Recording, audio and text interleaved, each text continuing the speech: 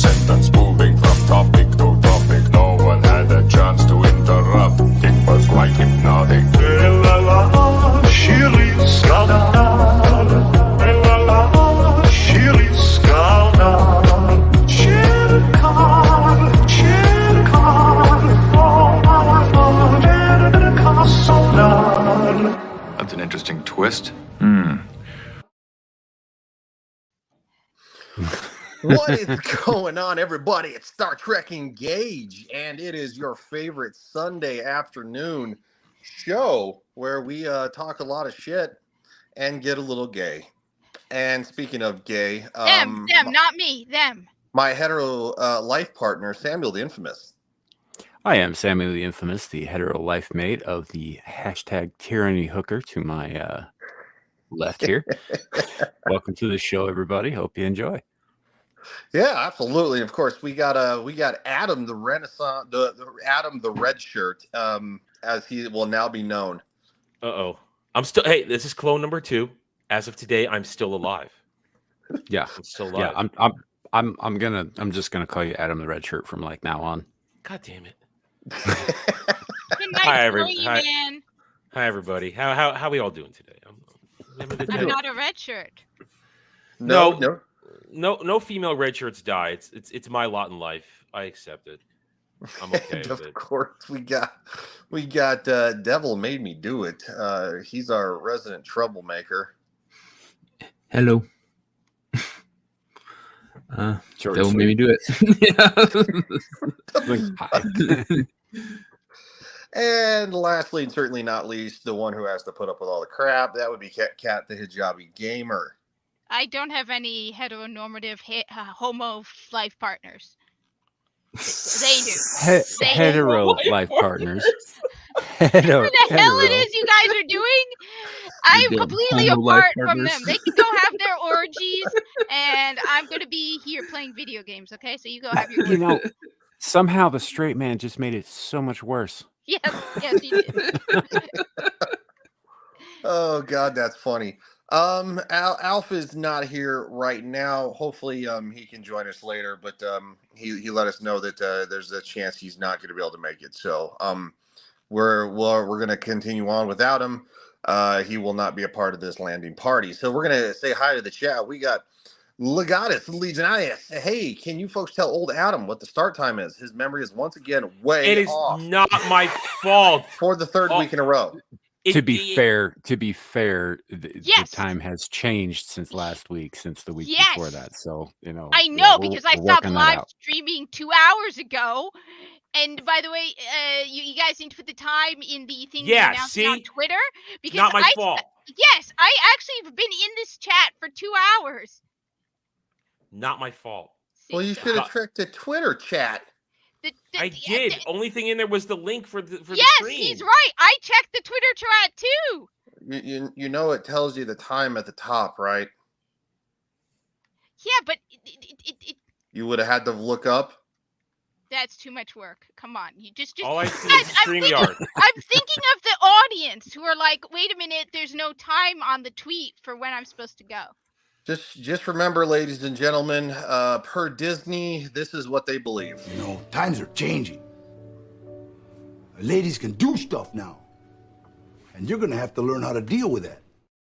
Hey, I just went to the DM room and it didn't say it. So I'm all ready. I was checking. I'm like, I'm going to get it right this time. And then, Legatus goes and checks the actual subscription page and load page, use page. You check the actual time like a normal person. Well, no, listen, we didn't put it in the DM room. I'm trying to defend us here. On top of that, you not only didn't put it in the DM room. I think the more important point, okay, putting aside the fact that each one of us, some of us have been sitting in this live stream for 2 hours.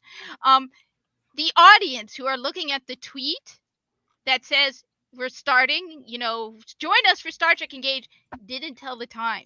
So people mine says 4 p.m. Mountain Daylight Time. I don't know what. When you go to the YouTube page, but I was just looking at the DM room, and then Legatus lives to troll me. He lives to troll me. Yeah. It's one of my goddamn mods, and he lives to troll me. God damn it! I demand respect. I'm gonna die soon. Okay. That's true. Sorry, Kryptonian Jedi says, "Hail, what is up, Kryptonian Jedi?" Legatus, unfortunately, Alf isn't here, but if he does get a chance to show up, of course, we'll let him. You'll be able to see him, and I'm sure he'll be happy. One says, "I am super sick, but I'm watching. Thank you very much." He says, "Hope you feel better." One. Yeah, I feel like I ate a whole bathtub full of spoiled ramen noodles, and then went on a roller coaster ride through a poorly ventilated tunnel under Detroit. Oh no. Yeah, I felt like that a month ago. Lovely. I know what that feels like. Ramen can go bad? Uh-huh. If you cook it. I mean, the dried stuff will last a while, but when you went to you can. That shit's good for probably a year. Barnaby says, "Good morning, everybody. What's up?" And of course, this is what prompted me to start the stream, because one said hello, and then as soon as I started it, she said hooray.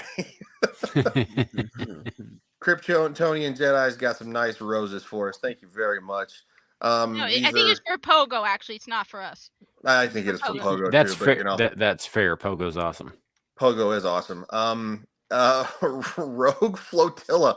What did I walk into? A clown show? Yeah, get ready. It's only going to get worse. Yeah. There you go. Kryptonian Jedi plucked the rose. Absolutely. Rogue Flotilla with a rose. Kenzo. UK, give it 5 minutes after Captain's Log. Give it 5 minutes. Yeah. One says it's better to have streamed and to stop than to never streamed at all. That's fair. Lawrence Knight, it is your fault, Adam. You were the first man. You were supposed to be here first. I think I was here first. Listen. I am a clone. I am not the actual Adam. He is not going to get sacrificed as a red shirt. And I'm dying for my creator, so I'm technically not even the first Adam. I'm clone number 2. I think this next answer, this next chat says it. Bullshit, Adam. But Adam, at least think of it this way: at least you're not a Grenier clone, because the clones degrade over time. So you're still a good clone. You don't degrade. I mean, if you were Grenier, that's a different matter. You'd probably start losing your limbs and start. No. All pieces are still here, but again, I know my time is nigh. My time is nigh. And clone number 3 will be out of the vat soon. Corey Cochran says, "Hey, hi all, what is up?" Paul Hadouken says, "Hail, what is up, Paul?" And Kenzo Right. says, That Adam is- look like my leg." That is the second time he said that. That is the second time he said that to me today. That is the second time. I'm not even on camera anymore. All right, come on. No, that is the glaive from a movie called Krull from the 1980s. Excellent movie. Yes. 80s camp goodness. I do love some good old fashioned 80s campness, or even maybe some 1960s, which is where we're gonna go. Because I'll admit this episode was a little campy, but I liked it. It dealt with an interesting subject. I would like to point out before we get started that because we're going to get into it, this is not really a spoiler. So Charlie and the beings who were basically safeguarding him when he's found and all that stuff. He's the first Q type being that ever appeared in Star Trek. Now he's not Q, but that we've encountered a number of beings who had seemingly godlike powers, and Charlie is the first example of that in all of Star Trek.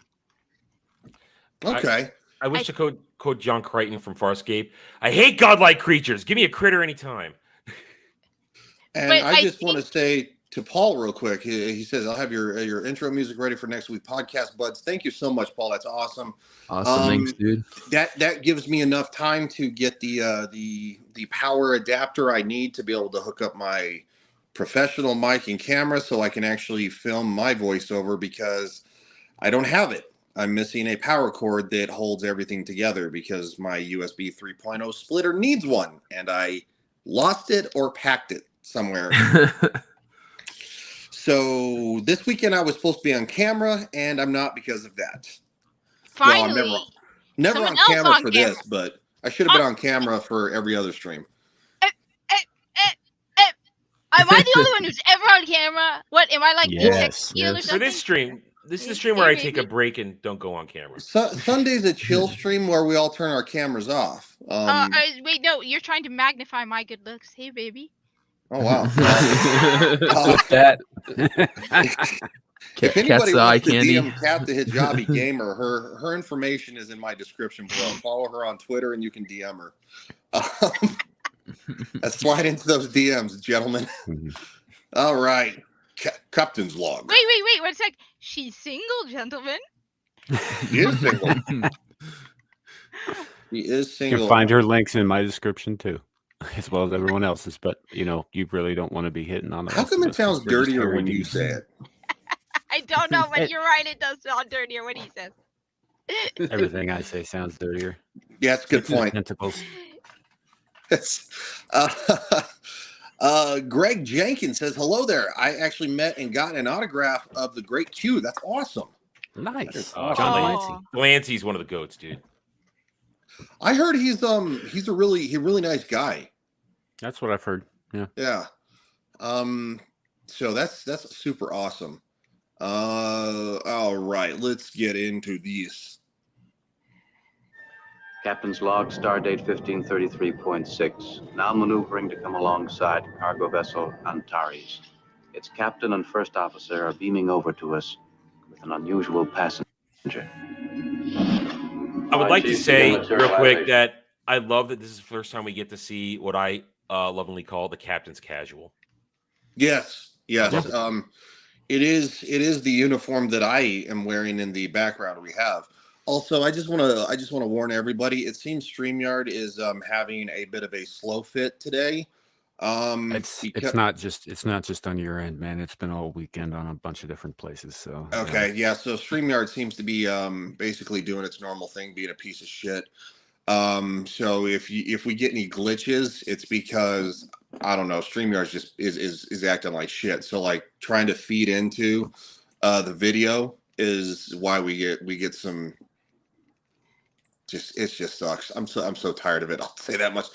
Rogue Flotilla says hello. Hey, Rogue Flotilla. Thank you very much. And here we go.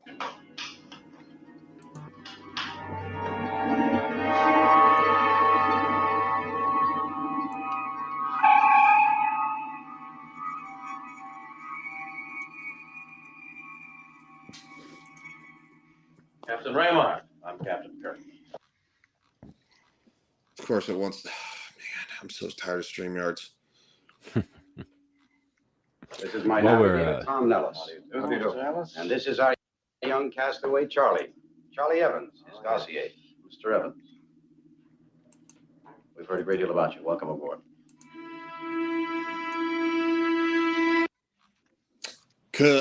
Completely agree, Kryptonian Jedi. These remastered FX are awesome. Yes, much better. Honestly, the old ones were the original ones weren't terrible. I mean, at the time they were obviously groundbreaking, but I mean, even decades later, they still kind of held up. In a lot of cases. Paul says real quick for Cat, watch out for those unsolicited captain's logs pics. That's a whole new level of red flag. Then that's red shirt, red flag. I don't think I've ever heard that body part called a captain's log. Wait, they were talking about a body part? I thought it was just captain's log picture. No, that's God. because you're a sweet summer child, didn't you? She just got it.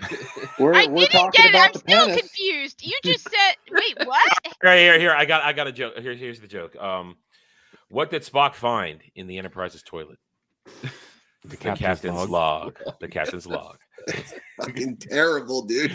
Dude, but it's hey, that's like a 50-year-old joke. It's still awesome. Dear God. Wonderful boy, Charlie. We felt quite honored having him aboard with us. And it's the most weird expression that he does when he exercises influence. He just rolls like his eyes up, but they don't like roll up uniformly. I can't believe they directed him to do that. Yeah, cross your eyes and look up, like at the same time. Like you're trying to. That poor actor probably had a headache the whole show. It's different. It's definitely different. I'll say just, let me see. Hold on. I'm gonna go back real quick. See if I fucking like remake that. Get that face again. Yeah. It's Come on. I'm so tired. It may be an internet thing too. I don't know, but I really think it's StreamYards. StreamYards is bogging shit down. So. I'm not having any problems, and I'm using bandwidth on I might be using bandwidth on multiple fronts. I'm not saying what are the multiple fronts, but I might be using multiple fronts of bandwidth. Are you like stealing shit? Like what are you talking about? Gaming! I might be playing a video game. Oh. Well that's nothing new. Boy, Charlie. We felt quite honored having him aboard with us. Why, it's been a great pleasure. The things that he's learned in the last Absolutely. To think this boy spent practically his whole life alone on that planet. Everyone killed. Just a few microtapes to learn from. How many humans like me on this ship? Like a whole city in space, Charlie. Over 400 in the crew of a starship, aren't there, Captain? 420. 28. Yeah. So that's where we get our first answer as to exactly how many are crewing the USS Enterprise, and then also it's important to remember that the Antares is the first experience within his memory of other human beings at this point. So, and they're all dudes. So he hasn't seen a girl yet. He doesn't know about the variety of humans, let alone other species or anything like that. I mean, he knows I'm sure he understands that they exist, but he's never had contact with them. Yeah. Samuel, I'm going to let you do the honors of this one. One says, what did the lycanthrope say to Captain Kirk when he was ordered to wolf out on the planet Vulcan? He said, "How'll I do that, Captain?" Oh. Some nerdy werewolf humor for you. I appreciate it, but I certainly did. I love bad puns. Yeah, Craig Jenkins says, I never understood why when they had a transporter problem, they couldn't use a shuttle. Because space magic, okay? Yeah. Space magic. I don't know. Maybe the garage door was stuck. Yes, what he says. Someone forgot to fill the engine up. Gas. Yes. Gas is expensive. Who took it out last? I told you to fill it up. Oh my God. Is there anything we can do for you, Captain? Medical supplies, provisions. Hundreds. All human like me. That's exciting. Is that the right word? That's perfect. It's the exact word. You see, we'd like to keep Charlie with us. But with his closest living relatives in Colony 5 and your vessel going that way, why? I'd like to see your ship now. All of it. The people and everything. You keep interrupting, Mr. Evans. That's considered wrong. I'm sorry.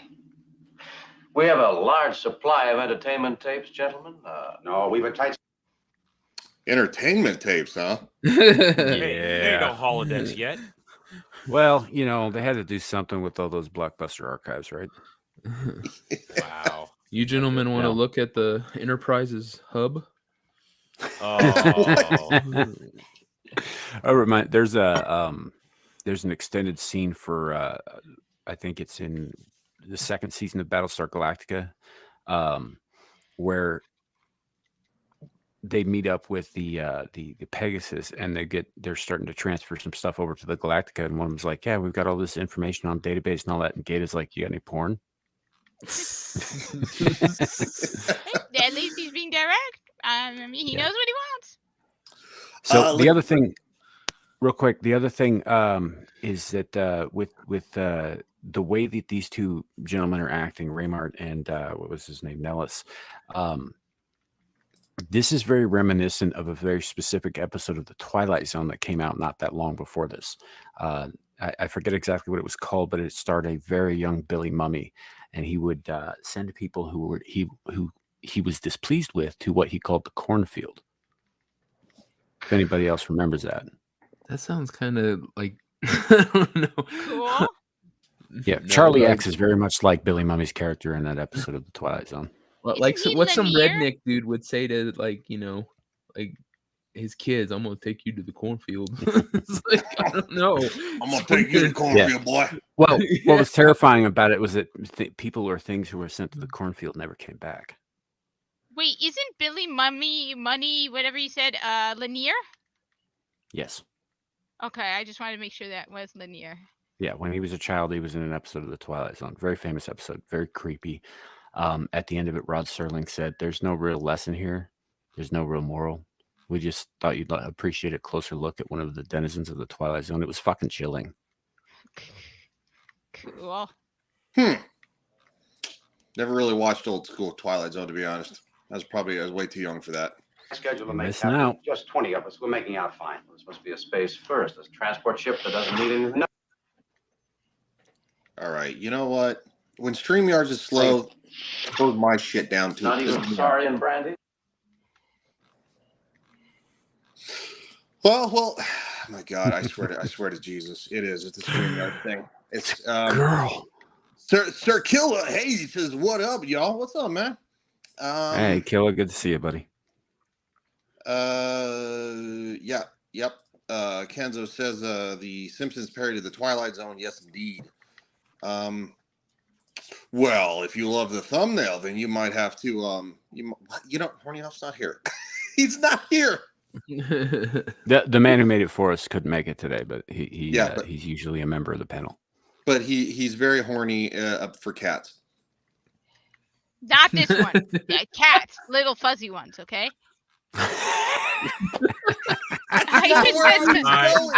Wow. I'm not even gonna add anything to that. You know what? I'm just gonna go over here and hide with my boss battle. It's gonna get a bunch of tweets. "Are you horny for cat? Elf? What the hell?" He is, dude. God damn it. We're fine, thank you. Pleasant journey, Captain. Thank you. I hope he doesn't kill you, Captain.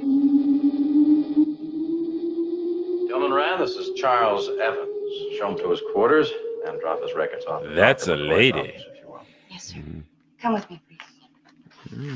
Yeah, I'm not gonna lie. That update's kind of doing it for me. Well, he's looking at her like she's a snow cone. So, like Jeremy looks at women. I wanna lick you all over. One says not like Captain Kirk looked pretty fit in that suit back before he was 90 years old. Freaking William Shatner, man, is holding it together good for being 90. He is, but It should she's be got a open to point watch. though, because back in the day, actors know, and it actresses, should they be took there. care of themselves. They were fit. They were in shape.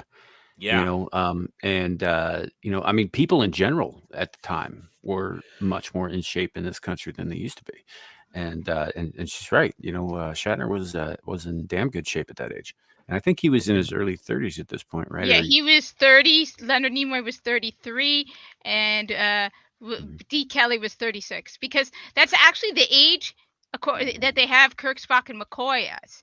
That if you look at the Star Trek Encyclopedia, Kirk was 30, Spock was 33, and McCoy was 36. yeah. Also, side note, Shatner, when he was 21, had a starring role in an episode of The Twilight Zone as well. Man, you got a boner for the Twilight Zone today, don't you? Something on the wing. Well, I mean, he's got a boner for the Twilight Zone, but one may be sick, but she's got a boner for Shatner right now. Who doesn't, my man? Who doesn't?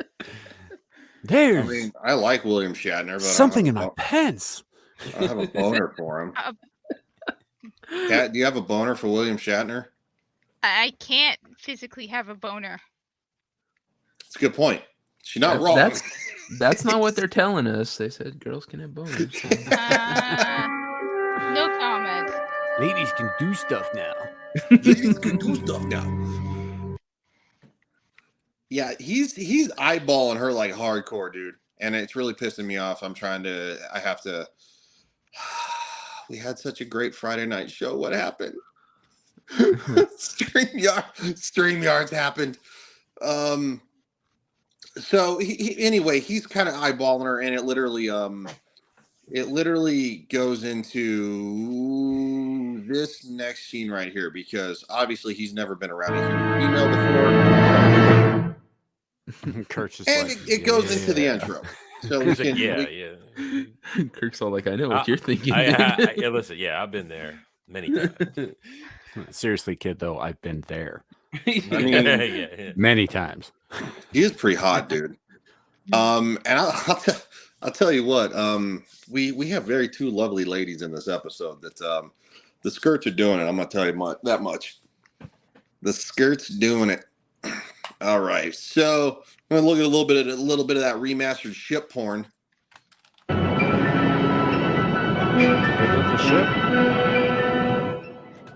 Captain's log, stardate 1533.7. We have taken aboard an unusual passenger for transport to colony Alpha 5. Charles Evans. A horny youth. The sole survivor of a transport crash 14 years ago. The child, alone from age 3, has not only survived, but has grown to intelligent, healthy adolescence. Yeah, for a given value of healthy. Tommy. What the hell? Ship supply of food. He had to get his pap smear. Why are his legs up in imaginary stirrups? Because he had to get his pap smear. It's not Is it what a boy it or a girl. Hold on. I think it's meant to be a treadmill. Only they wanted to make it big. It's a Stairmaster. Grown to But they wanted to intelligent, make it healthy more adolescence. sci-fi-ish. Look, it's a Transport Stairmaster. There you crash go. 14 years ago. The child. It's a Stairmaster, you pervs.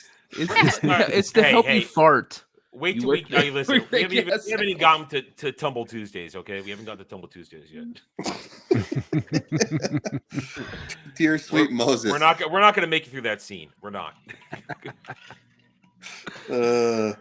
It's a fair warning for those of you who are new to the stream, new to this show. Gay jokes will abound. Just let you know right out of the gate. There's a crap load of them. This is a Star Trek show that's not very much about Star Trek. It's accurate. Which is what that's frustration. Yes, because I want to talk about Star Trek. Look, I feel and also gay stuff. I feel that I probably should have had Kat watch one of our episodes first, because I invited her on, but I didn't fair warn her. and that's my fault. Well, here's the problem. Our earlier episodes were Picard season 3, and she hasn't watched it yet, and we were very serious when we were doing that one. Now, there were jokes. There were jokes, but we were still pretty serious. And then I came in and ruined everything. No, but I like the idea or made it better. I like the idea of it because this is something unique. There's not a lot of people right now online talking about original series, so this is actually a cool idea.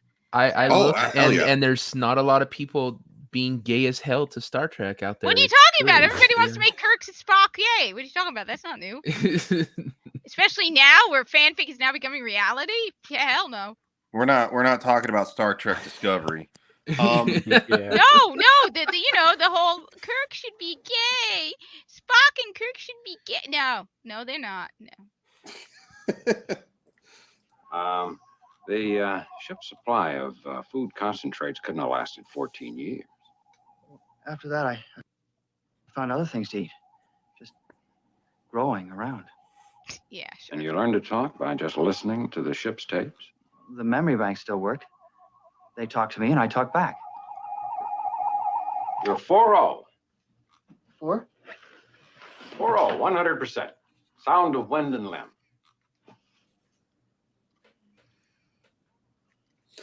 I have to admit that's weird. That's a weird way to say that. That might have been something that was specific to the time period this was made in. Yeah, there's a lot of terms and stuff that we no longer use. Like I said, that's why he's called Bones, is because he's a sawbones. But that's a good point. We don't use that term no more. Caucasian Sasquatch says it's not gay, it's interspecies. That's different. No,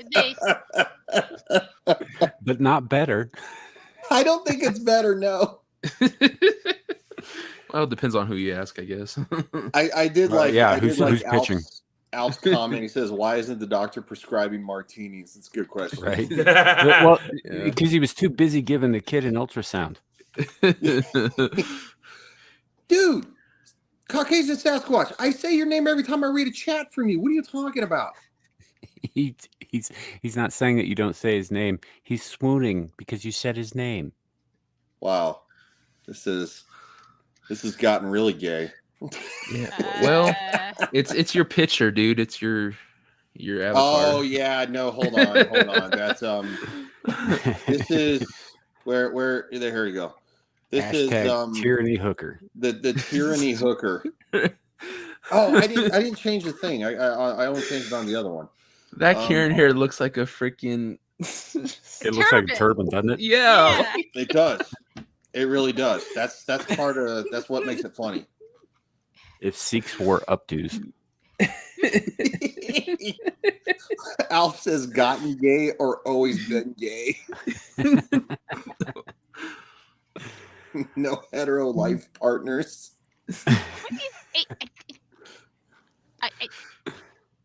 Wow. I don't even know. I don't even understand. I don't even want to know. I don't even want to know. No, you don't. That captain, Kirk? Yeah. Why does he call me Mr. Evans? Because that's your name. He's not. Sorry. Well, he isn't like Captain Ramart. No. Captain Kirk is one of a kind, Charlie. That's what I was laughing at. Yeah. That's funny. Is it stuff? So. Oh, it was sorry. Come on. Yeah. StreamYard's this is StreamYard's doing this because I had 0 issues on Friday and now I'm having issues. Kind of a bit of foreshadowing there. He said the other ship didn't like me. Yes. Yes. They sure seemed like it. Yeah, he's like, do you like it while they were here? Why not? The other ship. They didn't like me. I tried. I'm trying to make people like me. I want them to like me. Most 17-year-olds do. Come on, let's go. Okay, so even Caucasian Sasquatch says StreamYard was totally trashed last night. Okay. Yeah. I told you it's been jacked up all weekend. Yeah, because you know what? I only seem to have issues with getting my with getting the video to work when StreamYards is acting slow and it's doing that whole slow to pull comments up. Like that was slow. I know you guys probably didn't see it, but on my screen it was slow. So StreamYards is definitely being a piece of shit. Legata says, curious if Kirk has sexual encounter with a Cation. Star Trek the animated series, feline humanoid species.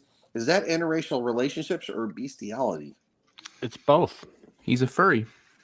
They're the Cations, and there's another species that align with the Klingon empires, but are related to them. I forget what they're called. That's like the Valkyrie or something.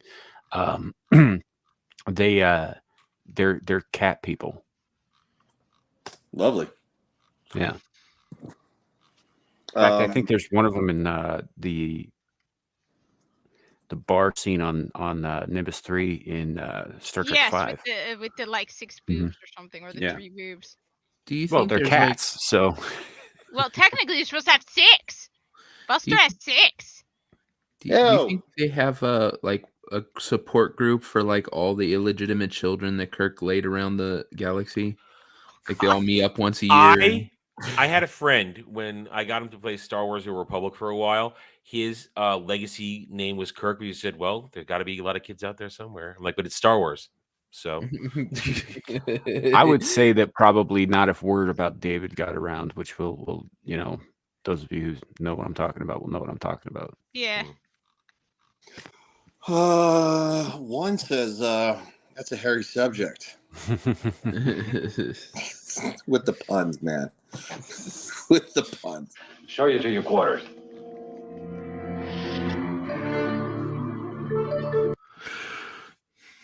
See? As soon as I click the StreamYard button, it freaking screwed up again. I hate StreamYard so much. I don't know. I might switch to Streamlabs, dudes. I'm not joking. I haven't had problems with Streamlabs.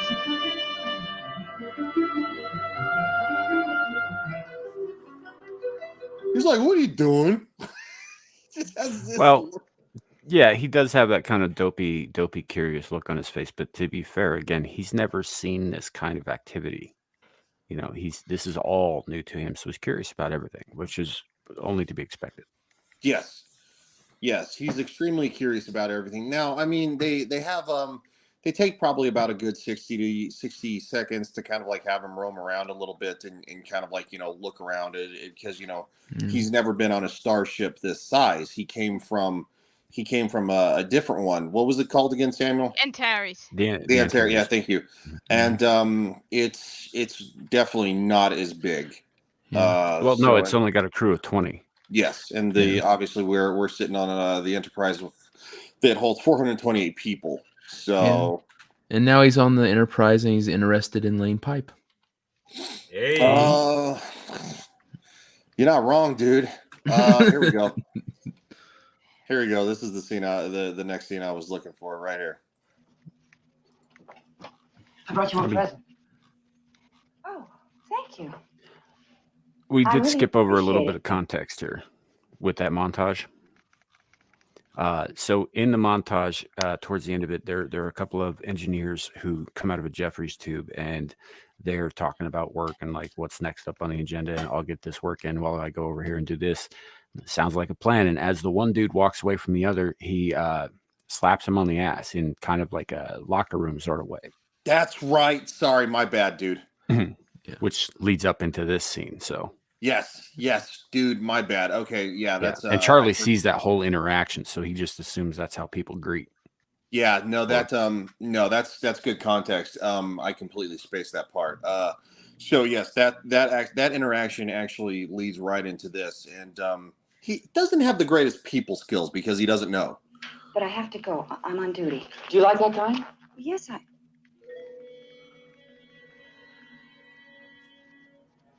It's my favorite. I'd wager it isn't. They don't have any in the ship stores. It's a present. I know. Where did... Gee, I'm late, Charlie. I really have to go. Can't you stay and talk a little more? Look, I'm off duty at 1400. And Horny Alf, that's how I greet people. What Dude, up there, Alf? Clue? Says, Hey, salute. Clue, Alf, Family. if we ever meet in real life and you slap me on the ass, I mean, I love you, buddy, but I will feed your hand to Dermy's back taco. Ew. Why? Never to be seen again. I don't like being slapped on the ass. But why go that far? Ryan's he'll all learn his about lesson, it. and everyone else will have seen the example. All right. Well, fuck. That's It'll too much. never happen again. I can tell you that much. One says, Alf, and you can StreamYard slap me on doing- my butt all you want. StreamYard doing it slowly. One says, "Do you all like the Orville? Haven't watched it, but I've been told I need to because it's better than most modern Star Trek. I think it really pays homage to Star Trek more than some of the recent Star Trek shows and movies do, as I was basically just saying. But these old shows are something else. It's weird and good. Yes, absolutely it is. I think it's. I like the first 2.5 seasons. I think they went in a weird, disjointed direction for the last half of the third season. But up until then, I thought the Orville was a really, really good show. Okay. Back to the ass slapping. Why don't you join me in Recreation Room 6, Deck 3? You got a deal, friend. Charlie? I thought. Don't be angry. I wanted. See, and he just doesn't understand. Yeah. He's learning. Seth MacFarlane's pretty awesome. He's had a few moments where he said some stupid shit about modern politics, but for the most part, he stays out of it. There's some stuff he did in Family Guy at one point that I kind of had to walk away from him. I have issues with Seth MacFarlane. So. And I think he's probably gotten some pushback against that because he seems to have mellowed out afterwards. Unlike some Hollywood weirdos who literally steer in, they just literally hard charge into the fucking fray like idiots. Yeah, I like most of his stuff, but I don't know. Family Guy was not something that I ever really got that into after I got out of high school. But the first 2 seasons, which were relatively tame, and they were just stupid comedy, were fine. It's just later on, it started getting more and more political, and I lost a lot of taste for it.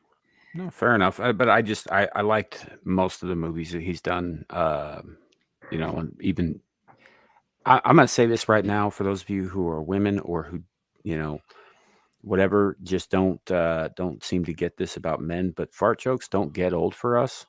They just don't. No. This is something that we are going to be laughing about hysterically until we are in our graves. Period. So, yeah, I like Seth MacFarlane's movies. There's a lot of fart jokes in them. I don't got a problem with fart jokes. I don't think they get old. What was the movie he did about the West? A Million Ways to Die in the West. That movie was awesome. I know. I love that movie, dude. That was a great show. People die at the fair. Oh, I know. It's so funny. What is it? It's basically just kind of like a parody of Western movies and stuff, and it's really funny. If you haven't watched it, I would highly recommend you just watch it. I think you'll have a good time. It's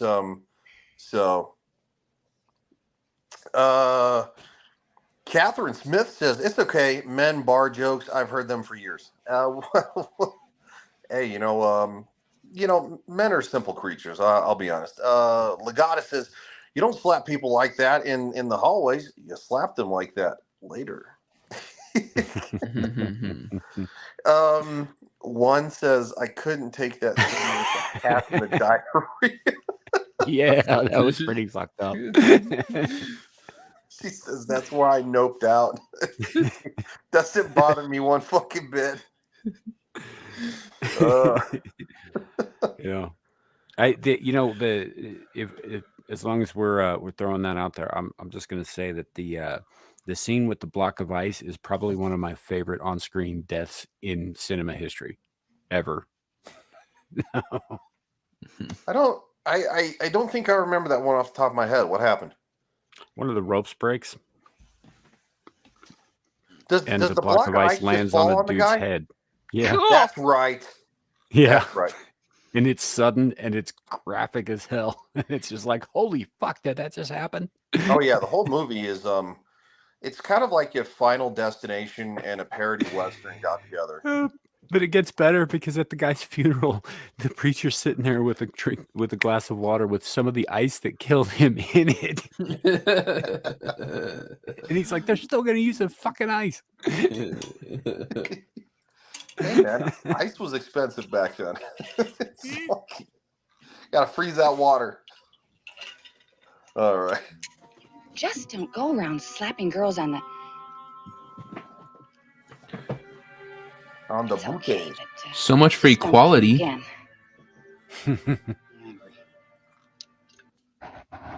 Look, why don't you tell Captain Kirk or Dr. McCoy what you did, and they'll explain it to you, okay?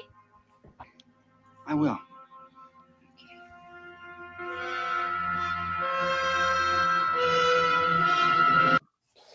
So he fucked up, right? I mean, the kid has no idea what the hell he's doing. So he's basically grown up on a planet by himself. As we know. Question. Scanners show no disturbances in this quadrant, Captain. Good. Dr. McCoy, Mr. Oh no. Hold on real quick. Alf says I'm getting Dermy vibes from this kid. Yeah. I mean, we were talking about this earlier before we started. It's excuse me. It's basically if Dermy was skinny and had a giant forehead. And that's Dermy. Yeah. I kind of feel like I should change the title of this live stream to original series season 1 episode 2 Dermy X. Do it. I feel like there could be a meme there somewhere. Oh, we could do the. Oh, I mean, cut out in the tumbling scene. We could, you guys work wonders with that one. Let's be honest. If Dermy had this dude's powers, we'd all be fucked. Oh God, yes. Not me. I don't make fun of him. I would be. Not me. I don't say anything about him. No, you don't understand. It doesn't matter. He's gonna. He has no self-control. It's everywhere. Yeah. Everywhere. People just be walking around with assless pants. Well, be no cover. You know what? Fuck it. Since we're on fucking stream right now, I'm gonna share the horror with the world. Oh no! Oh no! Shit. Because the world needs to see. If we have to suffer, you have to suffer. Is that it? Pretty much. I'm gonna find me a new hetero life partner. We're gonna lose so much viewership. I mean, let's be honest. We're only going to see it again on Friday Ballbusters when he celebrates his time in Anime Matsuri, and then we're going to be like, "Oh yeah, explain this." We'll have to see it then. Yeah. I have a show at that same time. I will not be watching Ballbusters. Ergo, I will not see it a second time. I'm Devil and I are chained to that sinking ship. We can't get away. Just for the record, I would like to say this is Dermy at Anime Matsuri, and of course, Boosh says "Yay horror," and Caucasian Sasquatch says San Francisco. I mean, it's like San Francisco in one man's pants. Yeah. Without any further delay, I present to you Dermy Wormy Anime Matsuri. Yeah, it's like, and he wonders why we make fun of him. Yeah. He bought tight shorts that say "Suck my balls." Yep. Okay. And he still tucked his shirt into it, I bet. Yep. Damn it, Dermy. To be fair, Why he did you thought do they that? said, "I'll suck your balls." So. Listen, he's heard that. He said say that so many times at the truck stop. He doesn't even realize it's not how you greet people anymore.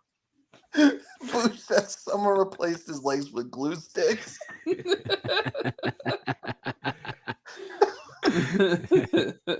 I'll be honest, my legs are that pale too. I always wear jeans when I go out. That boy needs to catch some sunlight, man, especially in freaking Kansas. What, Kansas City? It looks like in Kansas. It looked like in one of the pictures.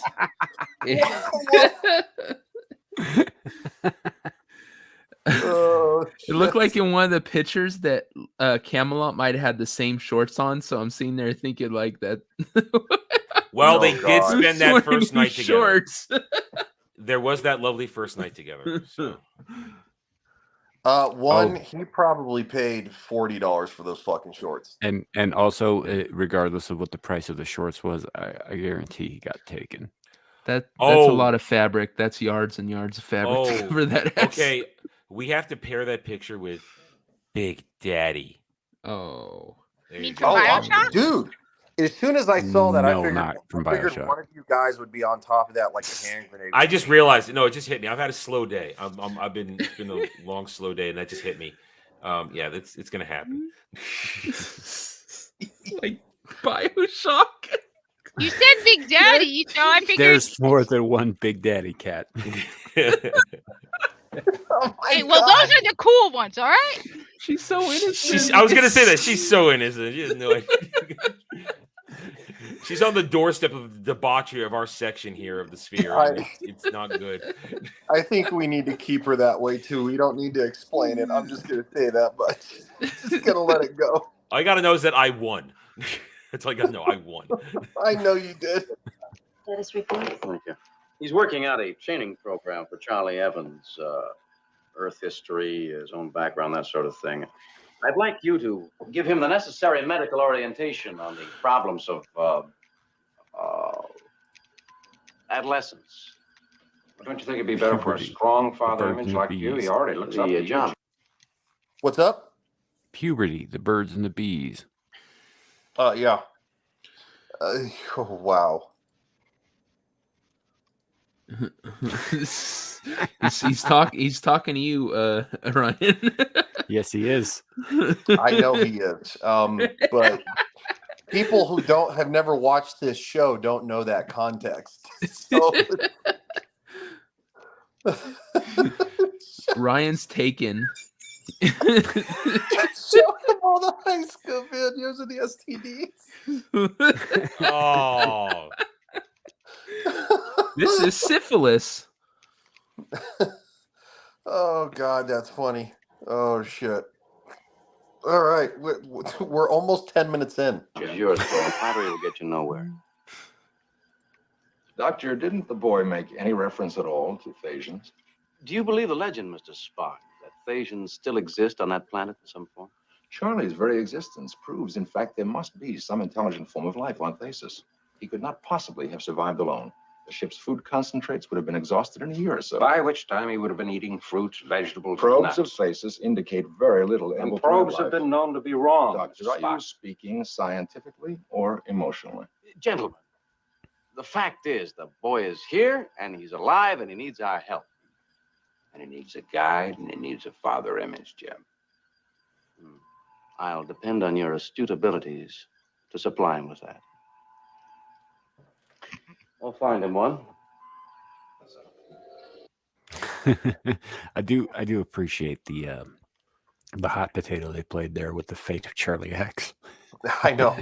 One says, "Look at them try to pass them off to one another." Nice role modeling, guys. Well, I mean, you have to think all these dudes are going to be in like Spock and Kirk are going to be in their early 30s, and of course Bones is the more mature of the three. So you would almost think that maybe life experience would go that direction, but I guess not. Well, also he's a doctor, so he can explain the medical side of it all. Well, to be fair, that's what all Dermy's dads have been trying to do. Caucasian Sasquatch says, I interviewed a Mexican Israelite supremacist last night. That's a pretty specific demographic. Can't imagine there's too many of them. No, and I think I only know one. Party of one. Apparently she wasn't on Abyssal Musings because I haven't had a chance to watch it. Huh? No. She's a Mexican Jew. She's not a Mexican Israelite supremacist. I don't know. Like people call Jews names all the time. I've heard them all in my day. Dude. Do we want to watch the singing? No. I mean, we could probably skip that, but it is worth noting that Uhura can sing. Yeah. Well, let's just say it makes Star Trek V legitimate in terms of that moment. Yeah, fair enough. I have to be honest. I don't think Uhura singing was really the best. We're not saying it's the best. We're just saying it makes her. It's I'm just saying for Star Trek V, this is the lore for Star Trek V. She has a good voice, but the kind of ad-libbing the song is not good. I don't like it. But... Yeah, it's not the greatest. So yeah. Yeah. They make her stop singing too. But I think Charlie this is also a good look at. We're only 3 episodes into the series, and they're already like showing us that these characters aren't just like one-dimensional. They've got more to them. Like Spock plays the Vulcan lute, for example. I forget what the instrument's actual name is, but he's a musician. This is not something that comes up a lot, but it does add to his character. The fact that Uhura likes to sing, whether you agree that she sings well or not, she likes to do it. It adds to her character. She's not just a linguist who sits at the communications station. Boo says Uhura singing isn't the best. That's racist. Oh, well, I'm sorry. One says I gotta go. I'm getting down with the sickness. Thanks for streaming. These shows have been so fun. I'll be back for the next one. All right, one. Feel better. Thank you for stopping by. We appreciate you. Absolutely, feel better. And I totally get the disturbed call back there. I get it. Yeah. String long and prosper. String long and prosper. I love that. That's a great quote right there. So, and this is also, hold on. This is a good time to mention that we probably will be blocked about 20 minutes after the stream ends. Give it 48 hours if you want to watch the rest of it, if you didn't catch the whole thing. And it should be back up on YouTube on various channels. Or you can always go to mine and Samuel's Twitter pages, and you can find the replay there because Twitter doesn't block it. And you can catch the full replay on Twitter. So, and that information is in the description for myself and Samuel both. So check that out. Because Paramount's going to be up our ass within about 20 to 30 minutes. They've been a little slower with the older stuff. It usually takes like 30 minutes, but they're still on it. So Charlie's obviously manipulating,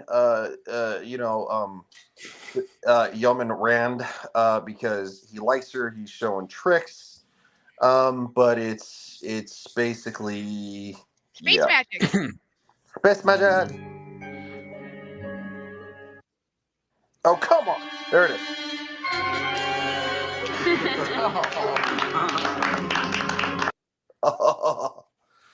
So basically, that's the kid using his powers to flirt. Yeah, well, and to win favor with the crew in general. Well, thank God he only put the card there and not somewhere else. Right? Well, he probably doesn't know it exists. I mean, again, he doesn't know. He's never seen. Oh, that's true. He might not know what's down there.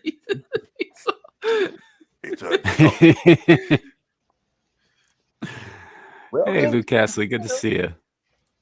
Hey, Lou, what's up? Lou says, I love that basket weaved beehive hairstyle. Yeah, no, it's pretty hot. It's pretty, yeah.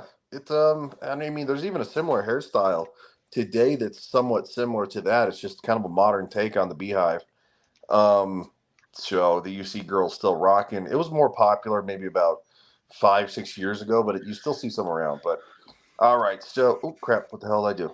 That's my bad. All right, so getting back to the shoe. Pathetic meatloaf. I wanted to look like turkey. Charlie? Captain, I'm supposed to ask you something. Why shouldn't I don't know how to explain it. Well, say it right out, Charlie. That usually works. Well, in the corridor, I saw when Yeoman Rand was... I did that to her. Yeah, I want to show that. Hold on. I didn't like it either, boy. I didn't like it either, boy. Well, in the corridor, I saw when Yeoman Rand was... I did that to her. She didn't like it. She said you'd explain it to me. Me? I see. Well, there are things you can do with a lady Charlie, that you. No. Well, there's no right way to hit a woman. I mean, man to man. There's no right way to hit a woman.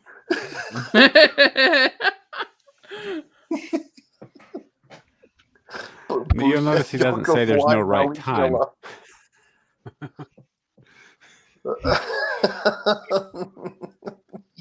Use your open palm, son, at the back of your hand. Poor Lou. She's always coming in during the pervy parts. But man and woman, it's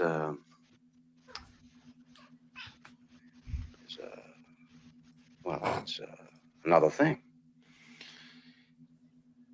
Do you understand? I don't know. Time to show him the sexual harassment video. Oh my God. It just reminded me. Somebody needs to talk to Sexual Harassment Panda. Panda? Why is it a panda? You don't watch a lot of South Park, do you, Kat? Yeah. No, I don't watch a lot of television, period. I play video games. Sexual harassment panda Panda's the best. Is it's a dude in a panda suit who shows up to grade school assemblies. Yeah. And has a little theme song. I'm sexual harassment panda. Yeah, and if you touch a girl inappropriately, it makes him very sad. Yeah. He's a sad panda.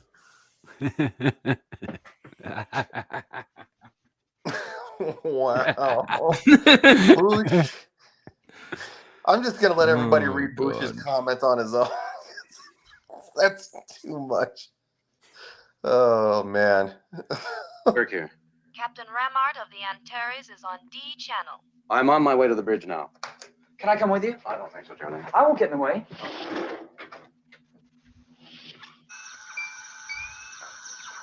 Can you boost your power, Antares? We're barely reading your transmission. We are at full output, Enterprise. I must speak to Captain Kirk. Kirk here, Captain Robert. Now, obviously, this is important. We're just barely in range. I've got to warn. Re-establish contact. They're not transmitting. Now, I think it is something to call out because obviously we're having fun and this is good, but he didn't make the face, right? So for him to have kind of used his powers and not make the face, I kind of call, I guess, shenanigans. Maybe that was kind of an oversight, but it probably was just something that got missed in the editing. But there's also levels because at the end when they're trying to grab him on the bridge, he does the same thing. He doesn't have the face, but he does it sometimes. So I think it's like a level, like just blocking a signal. He doesn't have to, but when he's like, so I think. Yeah. Because what comes next, I think he does make the face. Yeah. All right. It wasn't very well constructed. No, it wasn't. Sweep the area of the Antares transmission with our probe scanners, Mr. Spock. Affirmative, Captain. You think something happened to the Antares, Charlie? I don't know. Picking up some debris on our scanners, Captain. What about the Antares? The debris is what's left of the Antares. Womp womp. Boom, boom, boom. Which means that Charlie just murdered 20 people. Pretty much. Yeah. Who says Charlie is kind of a dick? Kind of? Yeah. He's kind of a huge dick. Yeah, he's kind of a huge dick. Captain Kirk from ship's galley. Kirk here. Sir, I put meatloaf in the ovens. There's turkeys in there now. Real turkeys. Chief, have you...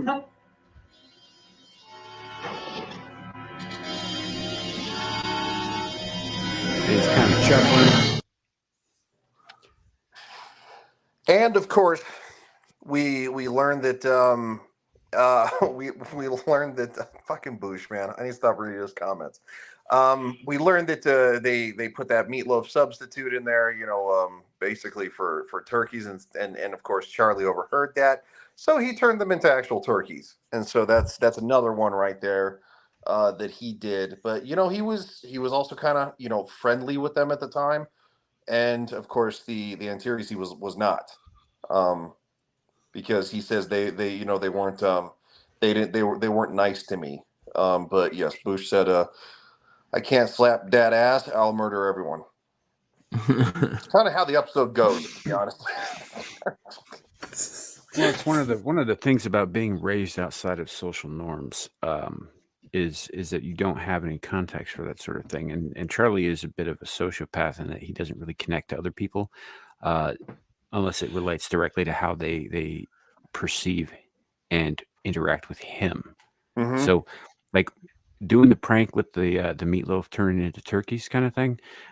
I think, you know, like he immediately moves to, oh, ho, ho, I'm such a prankster and a jokester. And he gets that little, you know, pubescent grin on his face and walks out and all that. He just killed 20 people. I don't think he understands what he did. No, I don't think he does either. No, I don't think he does either, because he doesn't do the he doesn't do the whole thing to where he transports them to somewhere else. He actually legitimately destroys the ship, and that's why there's pieces left instead of, you know, later on where we'll just say things just disappear, is the best way to put it. Bush says he's Q Jr. without the cheekiness. Yeah, I think that's probably a pretty good description. Obviously, I would imagine they got the inspiration from Q. You know, from this. Well, there's a few other entities that the original crew encounters that are at least on the same level as Q, if not higher. And so, yeah, I think that they probably got the idea for these types of encounters. Maybe they used this episode as sort of a template, but yeah, there are, like, yeah, what was his name? Trelane, I think, later on. Trelade, yes, Trelade. Yeah, is definitely Q level. For In example, fact, you know, there's a book that they say he's Q. Like there's a book I think that came out that reveals or hints at that he was Q. I don't remember it, and I'm not sure. I think I read it. I'm not 100% sure, but it was either they outright said he was Q or they implied that he was Q. Yeah. See, if I'm out there exploring and I encounter a godlike entity, I go home. I'm done with this shit. That's when I quit. This shit, I'm out. Fuck this shit, I'm out. Log stardate 1535.8. U-SPA headquarters notified of the mysterious loss of science probe vessel Antares.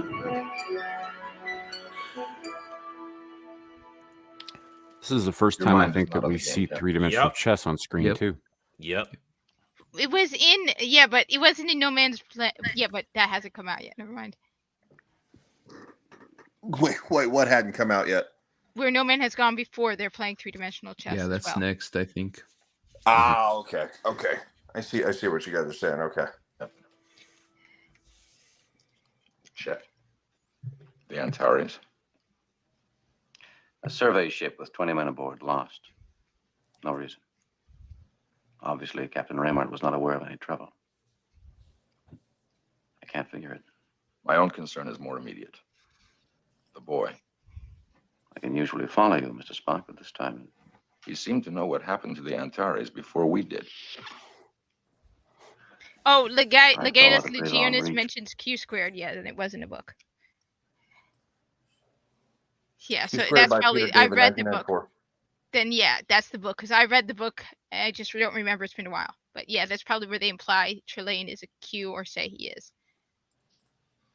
All right, interesting. Trevor. But we don't know that yet. We don't meet Q until TNG.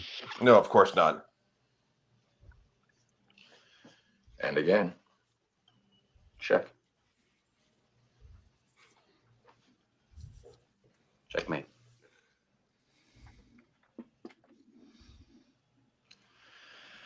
Your illogical approach to chess does have its advantages on occasion, Captain. I prefer to call it inspired. As you wish. At any rate, the game is yours. You play chess, Charlie? Oh, I watched them play on the Antares. Can I try? I place you in the hands of our chess master.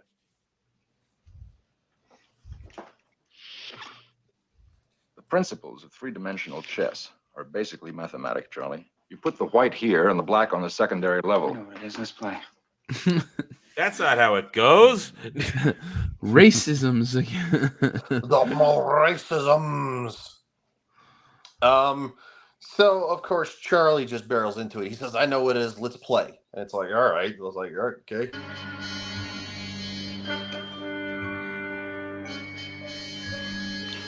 Well, McCoy's right about how Charlie sees Kirk, though. See, he looks up to him. He's interested in impressing him. You know, he doesn't care what Spock thinks of him. And then he tries to emulate him the more we deeper go into the episode. Yeah. Like, I want to be Kirk. I can be Kirk. Yeah, he imprinted onto Kirk. Yeah, he pretty much did. Because Kirk is everything that kid is not. He's confident. He knows what he's doing. He's in command. Obviously he's just he's a natural leader to where that kid is just a fucking mess, literally. Yeah. Checkmate. Oh, it isn't.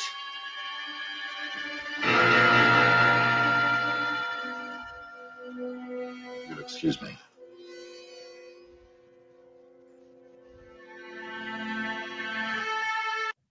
That guy does really good petulant face.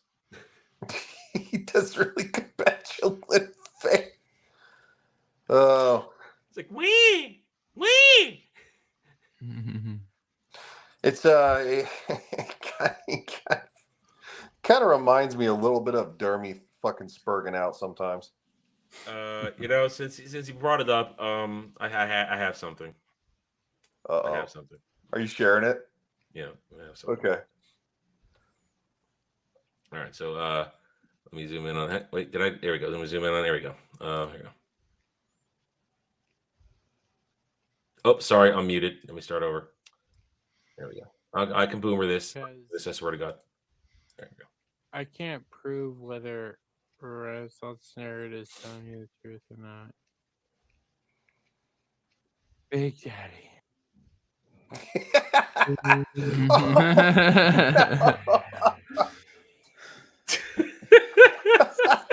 That's some dark shit. Oh my god. I'm having nightmares about that. I kind of want to eat a bottle of sleeping pills now. Is he? I gotta say though, this is why I win. And Dermy's like, I got my $200. Yes, and we have this forever. After watching that, none of us have won. No. Booch just stinks. This is one of those whoever wins, we all lose situations. I That's so damn. That was some dark shit, Adam. You're welcome. Hey, you know what? I'm clone number 2. I'm getting it in as much in as I can before I'm gone. Oh yeah, you're getting it in, huh? Who's down for killing Clone 2 for doing that to us? Yep. I'll do it.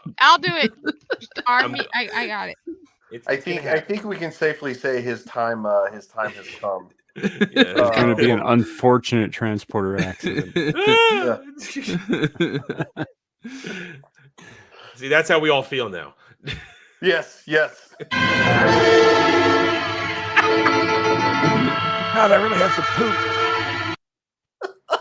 It's so loud. Yeah, you should have bursted into flames. Notice he didn't melt the black pieces. Yeah, I was going to say that. Butt plugs. Wow, I didn't know that the first time. Wow. Yep. He only melted the white pieces, and the black ones left standing in the frame look like little butt plugs. Well, that would have been a racism. You can't do that. Well, they do. It was an observation, is what it is. He would have did a racism. Oh man, what a fun time. Oh, Charlie, I was looking for you. I'd like you to meet Tina Lawton, Yeoman 3rd Class. Charlie Evans. Hello, Charlie. I thought you might enjoy meeting someone your own age. Can I talk to you? Alone. Oh, damn. Damn. Charlie, Tina's... I like him old and thick. Excuse me. I must be wanted somewhere. I mean, that's a dig. Charlie's a freaking psycho. He is. What she just said there is harsh. Yeah.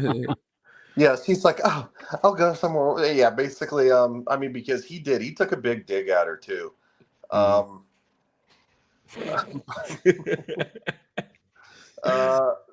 So, all right. She's cute too. She's cute. That was rude and completely uncalled for. But I don't need her. I want to talk to you. That's no excuse. I I don't don't need her. She don't have them birthing hips. He doesn't have those birthing hips. Oh my god! It's like, never mind. We're just not. Okay, so since Crewman Ran and Ryan have the same hair, do you think Charlie would be after him? Yes. Probably. I look pretty hot. Oh, nah. Oh, come on. Ryan's definitely getting his ass slapped. Yeah, for other yeah. reasons. It just like I mean, look at that. That's very slappable right there. That's very slappable. What? Laugh. Charlie doesn't know that women don't grow beards. Where's my money? Where's my money? Where's my money? Where's my money, motherfucker? Boosh says Rand is awesome. She went and found a practice girlfriend. Is Samuel gonna have to choke a bitch? I'd choke a bitch. Bitch, I will cut you. Where's my money? I will turn you out. What up? Who is Cecil? Hi. Hola. Who is Cecil is here? I don't know who Charlie, you're Cecil not is. alone anymore. She's not as. She doesn't. I don't get as It's not hard the for her as same. I do for you. Oh.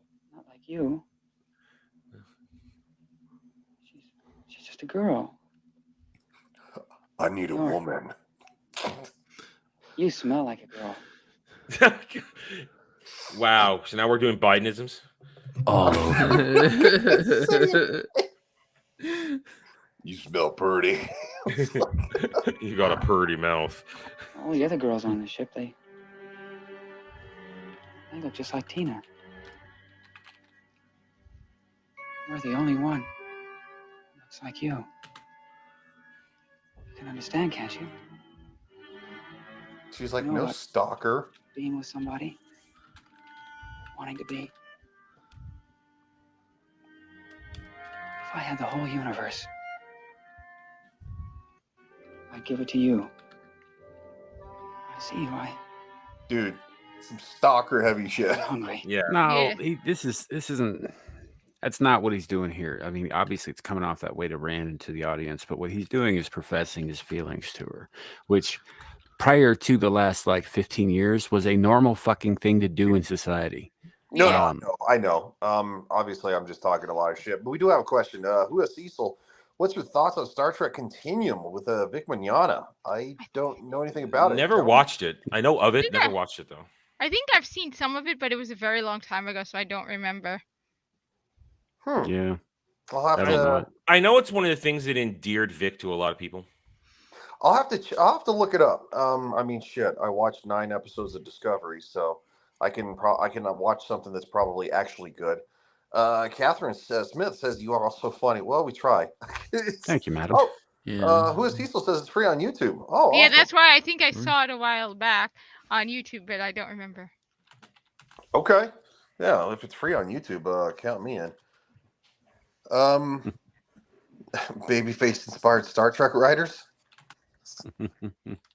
No, he is endearing himself to her, which is a lot more normal than obviously in our current society, where Because I've literally talked to women who are younger than me, who are in like their early to even late 20s, and they'll say, "Oh yeah, no, if a guy tells me that he likes me and he wants to date me, I'm out." And it's like, what? Like, what are you talking about? It's there's been a serious shift in relationship dynamics in the last 15, 20 years, but time was this sort of thing was very, very normal. It was how people courted. Well, and the thing is, with someone like me, you have to, because apparently I've missed people flirting with me. So. Well, now you just swipe right? I mean, yeah. That's not for dating. That's just for fucking. But that's what I'm saying. It's like that's the interaction now. It's not you don't have to tell charm a girl and profess anything. You just go on an app and say, yeah, you're sexy. Yeah, you guys remember when you used to have to impress her father enough so that he wouldn't just shoot you dead on the spot? Yes. Yeah, you actually had to meet her parents because, it's like that was kind of a big moment. Because if her parents didn't like you, your ass was screwed. Like literally. Yeah. Well, in my case, let me just be clear. Yeah, you have to meet my parents and my 5 brothers. Well, 4 of them. One's not in this country. 4 brothers, and they are all, well, at least 3 of them are gym-going buff dudes, and that's not an exaggeration. Especially Omi, he kick your butt. That you don't tell guys that before they. I know. All those guys who slipped into your DMs are like going, never mind. Like, I'm out. I want to get my ass beat. You gotta impress my brothers. Clue says not about what Kat said, but about the commentary on state of relationships of the world. He says that is sad. Yes, it is. And so it is. It's ridiculous. The music is so loud in this episode. What? I wasn't sure I should talk to you about this. Yeah, when Charlie's a 17-year-old boy. Exactly. And I've already talked to him about the SWAT. It's not that. Captain, I've seen the look before. And if something isn't done, sooner or later I'm going to have to hurt him. Tell him to leave me alone. And that wouldn't be good for him right now. I have a question about the camera work there. The whole focusing in and the lighting. Yeah, on just the eyes. They do that here, and they do it at the end of the episode with Kirk. And I've never understood that camera trick or the purpose. The idea is to bring their eyes to the forefront so that that's what the idea is. The camera trick goes back to like the old Hammer films and stuff. Typically, what they would do with the hero characters was they would light part of the face so you could see that just the eyes, and then with the villain characters you would only see the eyes, right? So, which by the way they do with Charlie at the end of the episode when he's facing off with Kirk. Yeah, that's why I asked him. Think about it's just an old Hollywood trick for highlighting the emotive parts or what they wanted you to focus on. Okay. Yeah, well, I mean, because this is when was Hollywood started? The 20s? A little earlier than that, but yeah. But you'd also notice too, like Roddenberry sold Star Trek as a Western. He does use some Western cinematic tricks, and one of those things is like with your black hats when they're showing down at high noon. They'll focus in, and all you'll see is the eyes just below the brim of his black hat. You won't see anything else while he's staring him down, usually with an extreme close-up kind of thing. And Roddenberry did use some of these tricks as he went along, these things that were very staples of like Westerns at the time. Okay, cool. Well, that is interesting to know because, I mean, he did, as we talked about when we saw the initial pilot for selling the show to to get the show off the ground as little bit different than a Western, but it's a space Western. His first crush, his first love, and his first. Yes, Yeoman. I'll talk to him. I'll look into it. Thank you, sir.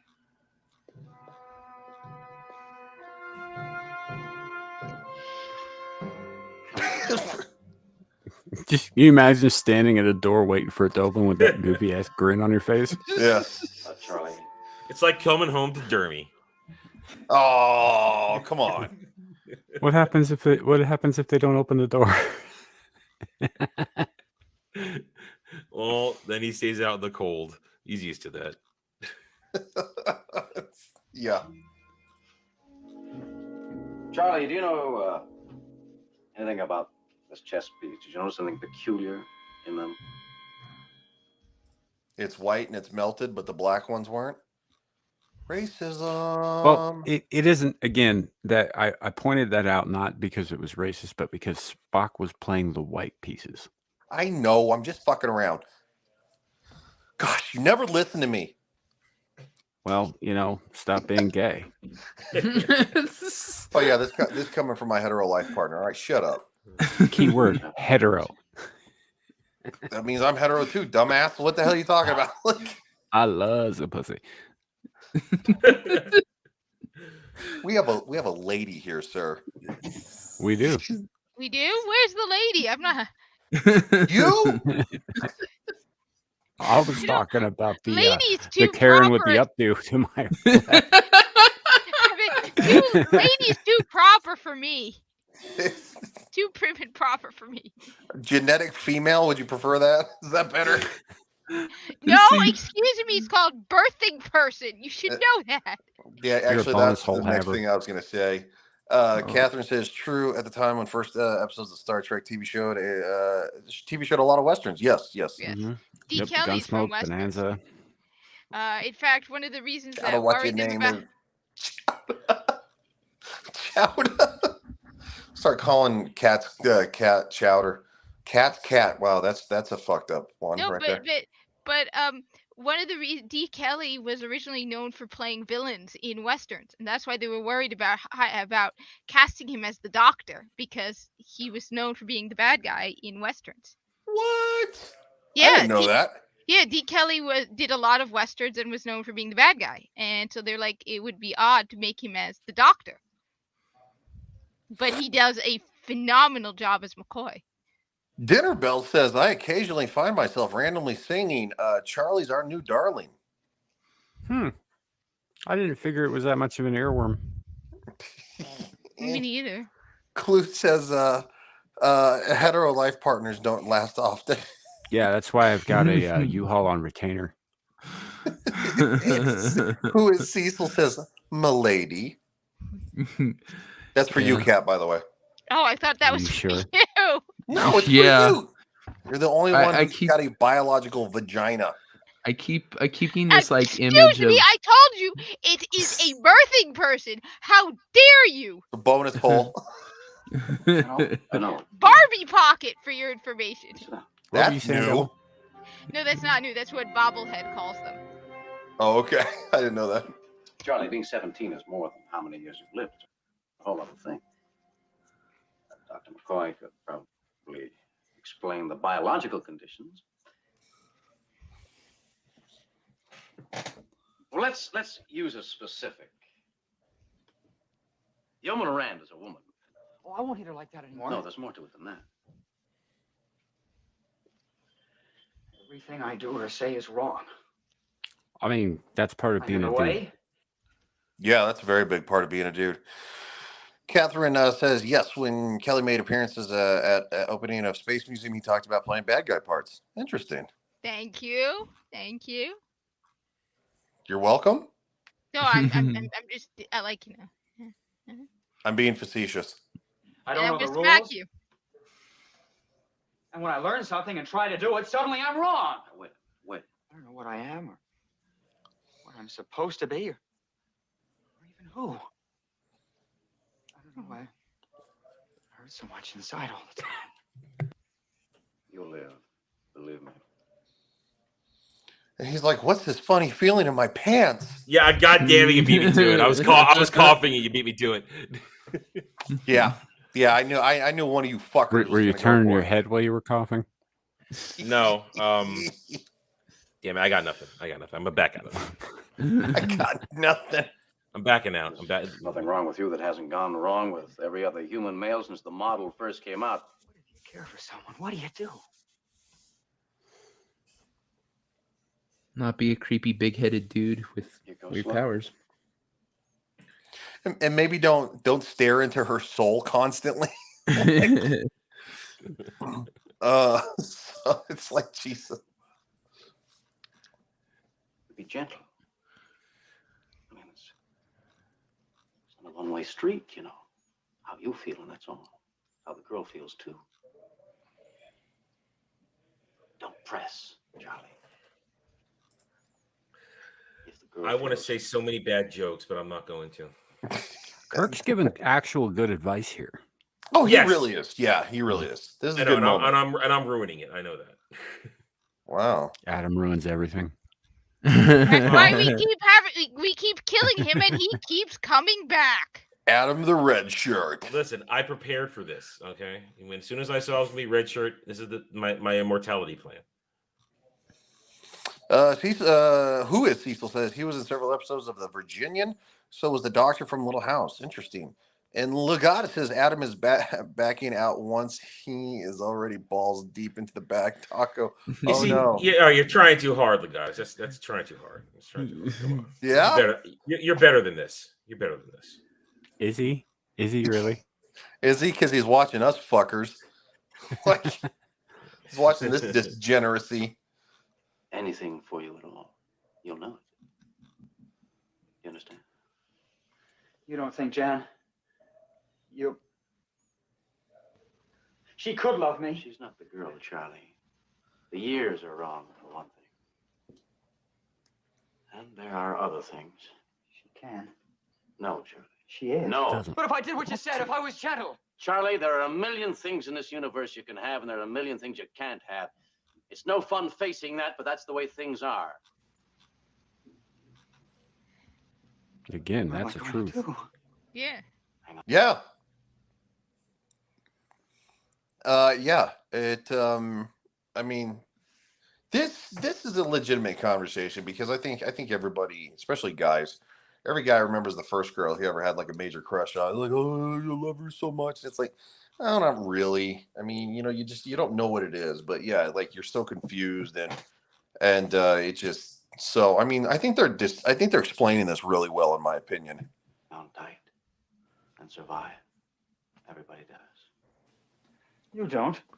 Everybody, Charlie. Me too. I'm trying. I don't know how.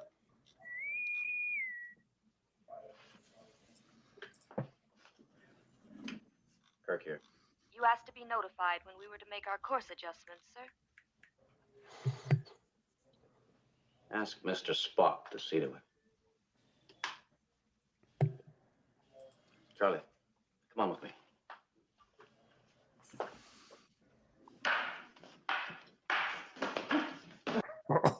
You guys ready for a little man action? There we Yes, go. sir, Captain Tight Pants. It's Tumbling Tuesday.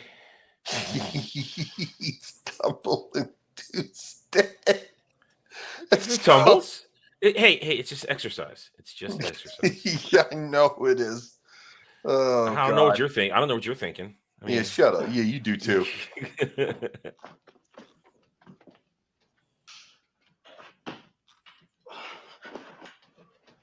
You gotta slap the floor to absorb the energy when you fall. Go ahead, try it. Shat is fit, dude. Shat is fit. He is, yeah. Like everything else, it takes practice. Charlie, try again.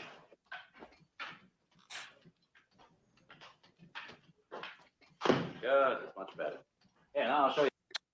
Real quick, Catherine says yes in the Twilight Zone appearances. Remember one with Leonard Nimoy, or was that the Outer Limits? I don't know. Do you gentlemen know? I think Nimoy was on the Outer Limits. I don't think he ever did Twilight Zone, but Shatner did. Okay. Still, I mean, you know, that's to have both of them on each individual show. I mean, because you know, obviously the Twilight Zone was huge. I think the Outer Limits was still a pretty decently sized show too. So, yeah, no, it was very well remembered. So well remembered that they rebooted it twice. Yes, they did. I remember when they did it the second time, I believe. Try that. I don't want to do that. Well, it makes it hard to keep you. I don't want to do that. Sorry. You fucker. God damn it. I mean, you get him into a gym, you get him all sweaty, and everybody's wearing these like lycra, body suits and shit, and he's like, "Hey, kid, try this." Kid's like, "I don't want to do that." No, but it makes it kind of hard, kid. Try it. I don't want to do that. I don't want to do. You guys are sick. Yes. Yes. All right, Charlie, lesson's over for today. You were going to teach me how to fight. You have to learn to protect yourself in the fall before I do that. And it's more than just teaching you how to defend yourself. Charlie, I want you to learn. Charlie. Hey, Sam. Let me borrow you for a couple of easy throws, all right? Right. Watch this, Charlie.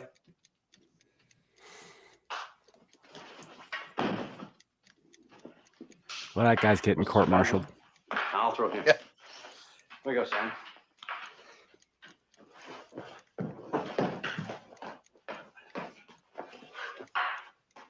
That looks hard. Come on, Charlie, try it. Come on, Charlie, try it. That's good. So basically, fucking Clue's laughing at all the fucking shit we're talking. I'm gonna skip just slightly forward because Charlie kind of struggles around a little bit to take obviously Kirk down because he's an adult and is trained, and this is the result. Wasn't so bad. Don't laugh at me. Cool off. Don't laugh at me. Well, That doesn't count as a red shirt. They're all wearing red. Red shirt. They're all wearing red. Doesn't count. Doesn't matter. If everybody's wearing red, if you go to a convention of red shirts, everyone's wearing red. Still, yeah, it counts. No, We're all up the to number geese. 3. They're geese. They're not uniforms. They're geese. Yeah, They're if geese. McCoy were wearing one, he'd be wearing a blue one. No, they're geese. Hey, you guys, what do you think? I think that the red shirts were all aboard the Antares. No. I'm still alive. Yeah, are you? Well, I don't know. Does this count as life? Dude was wearing red, and he just poof. Yeah. No. Who is Cecil has says he's a red shirt, definitely a red shirt. That's why he died. Except, actually, technically, as we will find out, can I spoil things or not? Well, I mean, I don't think it's really a spoiler because it's not They new. bring them all back. They do, So- but that doesn't mean they weren't, gone. Temporarily dead. Disintegrated. Yeah, that's true. Well, all right. You know what? Put it up in a poll in the chat. Put up a poll in the chat. Is this clone gone? And will a new clone have to be coming next week? I mean, we could just literally have everybody in the chat say red shirt, and if they think it's a red shirt, or say no if they think no. It's pretty easy. We could make it even simpler than that. Thumbs up, Adam lives. Oh, come on. Are you not entertained? Are you not entertained? Don't worry, we'll have a new clone next week. Yeah. Well, I want to keep living. I don't want to lose this clone. You shouldn't have done that. It's not nice. Laugh at people. What happened to him? It's gone. That's no answer. He's gone. I didn't mean to do that. He made me do it. I don't know about made you do it, but oh, come on. Got a bad signal, guys. Sorry, hold on. So who is he? So Circilla says did. Who is Cecil says yes. So red shirt. That's 2 votes, man. That's nice knowing you, clone number 2. Damn. He's just damn it. Kirk here. 2 men from security on the double. Affirmative. What are you going to do to me? I'm confining you to quarters. I want you to stay there. I won't let them hurt me. I'll make them go away, too. They won't hurt you, Charlie. See, that's a proper red Your shirt. Quarters, Charlie. Go with them.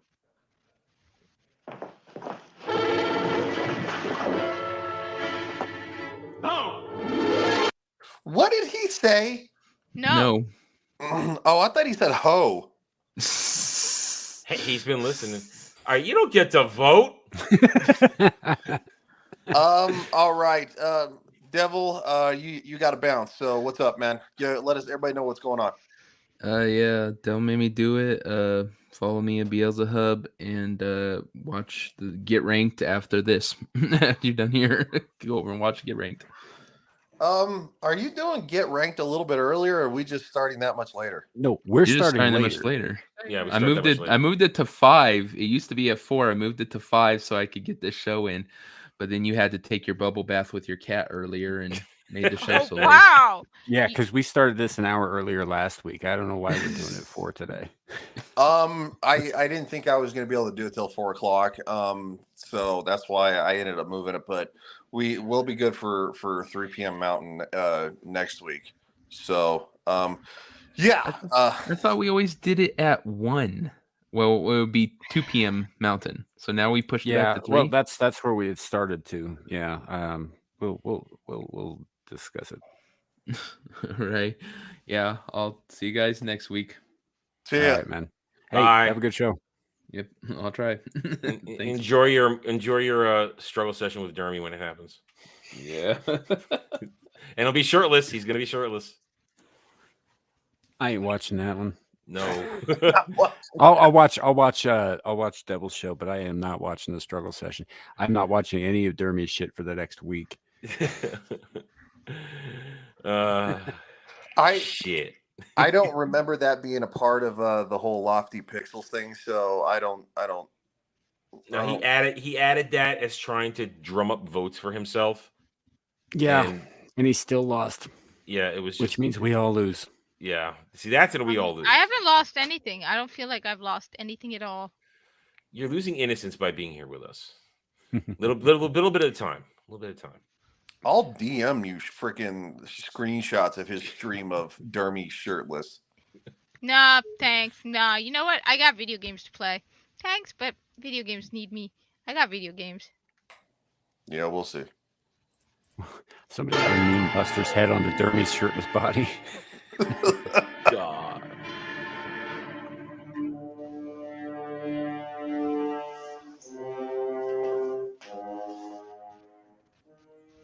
Go to your quarters. He was going to hurt me. Go to your quarters or I'll pick you up and carry you there.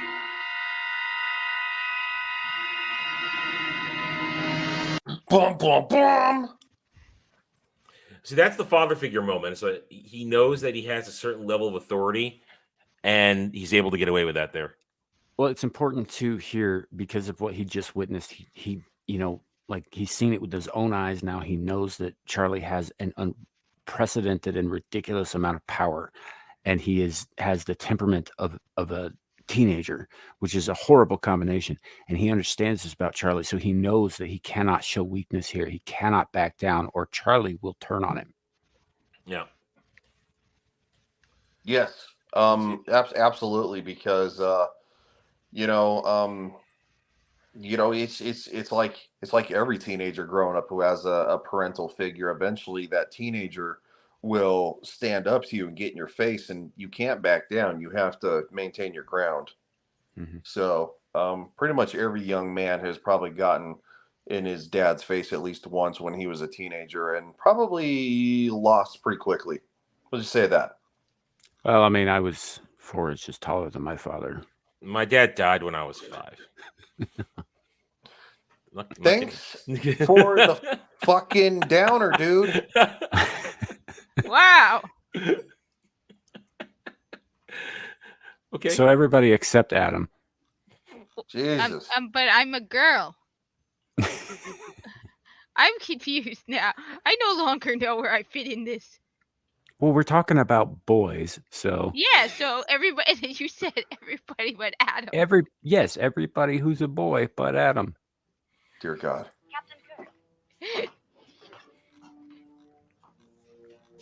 Kirk here. have disappeared. Shall I repeat, Captain? No, I heard you.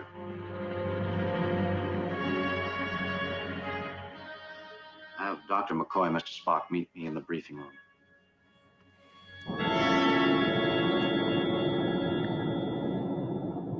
Asians have been referred to in our records as having the power to transmute objects or render substances invisible.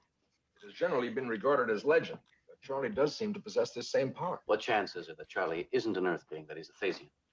No, I don't think so. Not unless they're exactly like Earthlings. The development of his fingers and toes exactly matches the present development of man's on Earth. Agreed. But whatever he is, we have some idea of the power he has. I know what I saw him do in the gymnasium.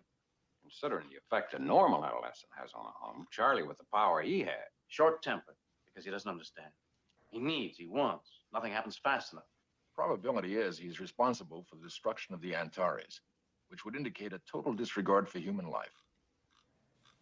He doesn't understand what life is. He's a boy. Well, what do we do with this boy, Jim? How do we keep him caged up? It goes even further than that, Doctor. We can't take him with us to Earth Colony 5. Can you imagine what he'd do in an open, normal environment? Talk with him, listen to him. It's a boy in a man's body trying to be an adult, with the adolescent in him getting in the way. And with a weapon in him, which could destroy you or anyone, anywhere on this ship. Well, the moment he stopped, you're an authority he respects, Jim. Agreed. The struggle must remain between you and him. Should any of us interfere.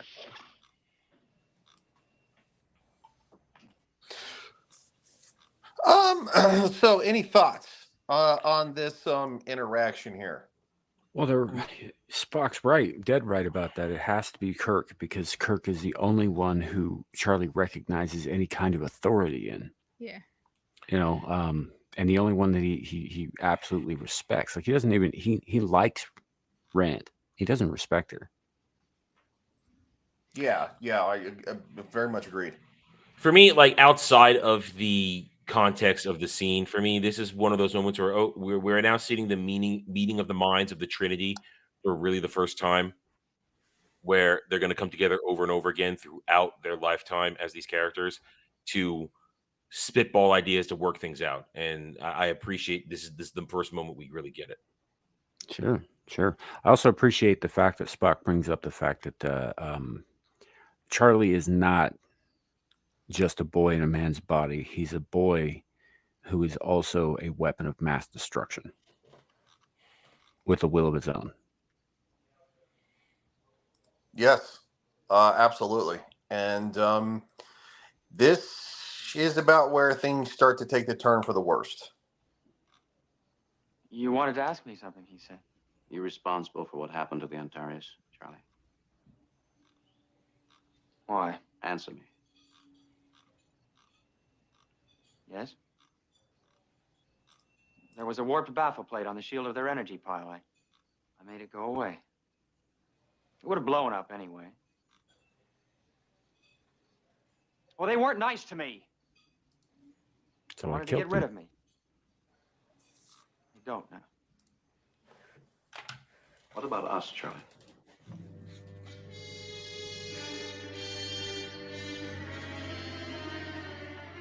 I don't know.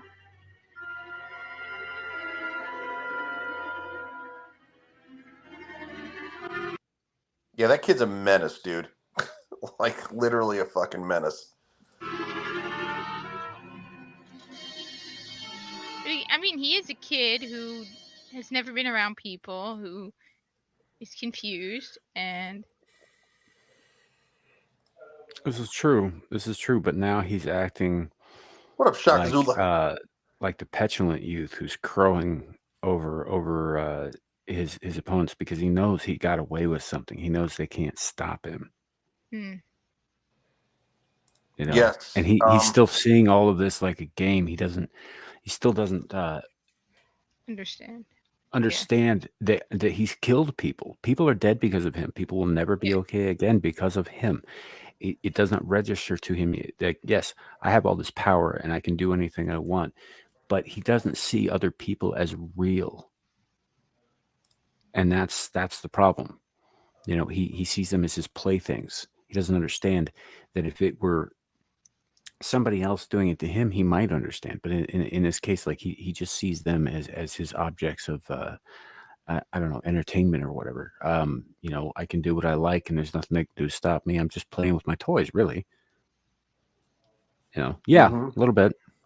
Yeah. And honestly, he reminds me more of Sid from Toy Story. Yeah. I would I think no, I think I think that's pretty spot on. I think Sid had a little more malice to him in a sense, but I think because Sid was just outright mean all the time, to where Charlie slowly has escalated to I'm not getting what I want, so now I'm going to take it out on all of you. Right, So, he's throwing a tantrum. yes. You know, he's throwing a fit because he's upset to a degree. But right here, he's not. He's less upset and he's more smug. You know. So Yeah. I don't know. I think he feels a little bit chagrined because it was Kirk who was dressing him down. But if it had been anybody else, that would have gone very differently. Yeah, I would agree with that. All right, we got probably about 17 minutes left. Maybe about 15. Lieutenant, raise Colony 5. I want to speak directly to the governor. Yes, sir. Navigator, laying a course away from Colony 5. Buy me some time. Yes, sir.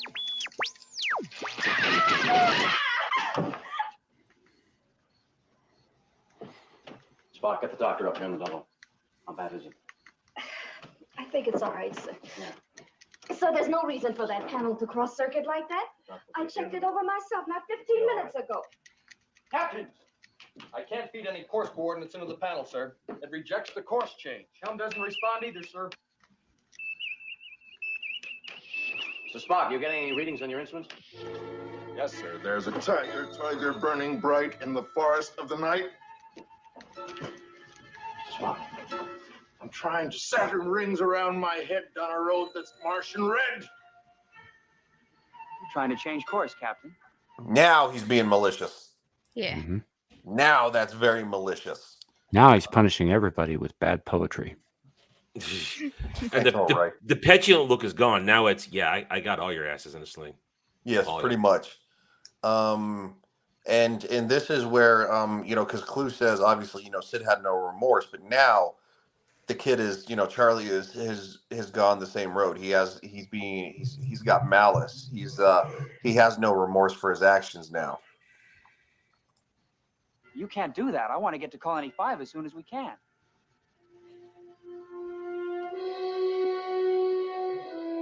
Release the transmitter. You don't need all that subspace chatter. What's going on here? Spock calls me to the bridge and then goes into some kind of poetry. See to her, Doctor. Once upon a midnight dreary, while I pondered weak and weary.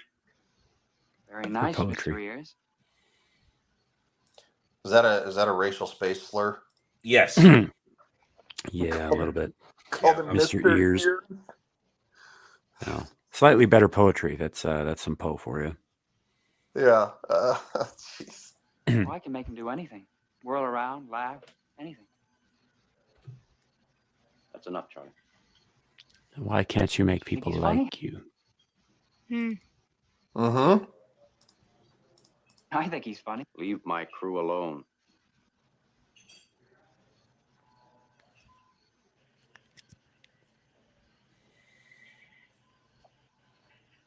It's a weird looking kid, I gotta be honest. Yeah. He's actually in his 20s. Is he? Yeah. Well, puberty wasn't kind. Mr. Ears is definitely a slur. Yeah. Yay, space racism. Spacism. Spacisms! Jim, he'll soon reach a point where he won't back down. I know. Yeah, he doesn't really back down. Charlie, Hey, what's practice wrong? girl. That's a waste. I know, man. Like, what the No. fuck? Jeremy would still be into it. Ugh. You're right, he would. That's what's gross, too. Okay. And now it's going to get real weird. Now it gets weird. Hello. I have something for you. Not gonna lie, Janice looks damn good there. Yeah, she does. And a bit of the beehive down.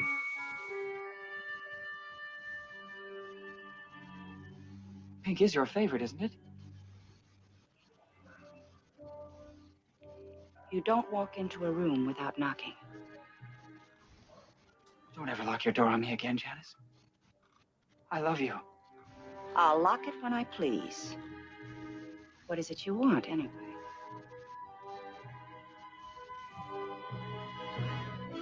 You.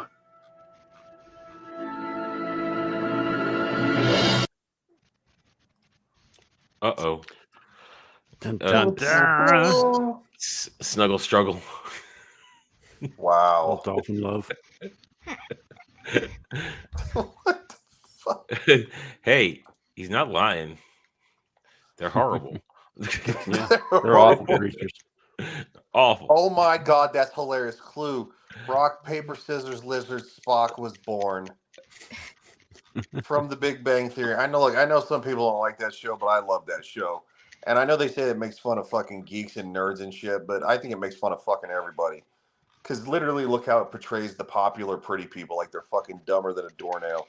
So, no, I love the Big Bang Theory. But yeah, rock, paper, scissors, lizard, Spock. That's hysterical. I only want to be nice to you. I can give you anything. Just tell me. I want you to get out. I only want to be nice to you. Get out, Charlie. Spock. I can't make it any plainer than that. That was slick. That was a slick move. Yes, it was. I love you. You don't know what the word means. Then show me. No! Oh, damn it.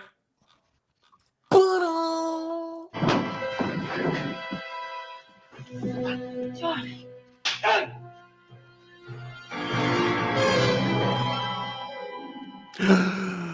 Not Yeoman Rand. No, not Janice. Yeah. So now he's kind of going on a spree here. Well, he's lost all of his inhibitions.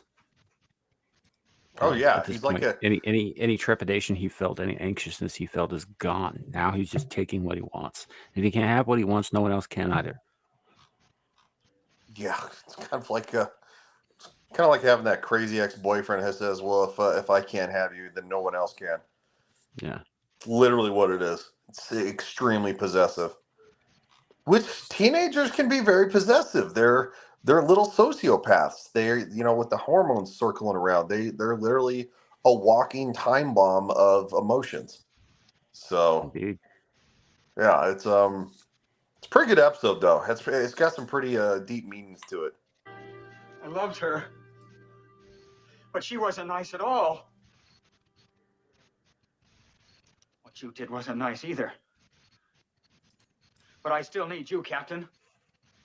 The Enterprise isn't quite like the Antares. Running the Antares was easy. You have to be nice. All right.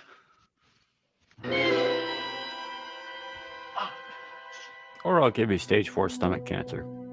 Yeah.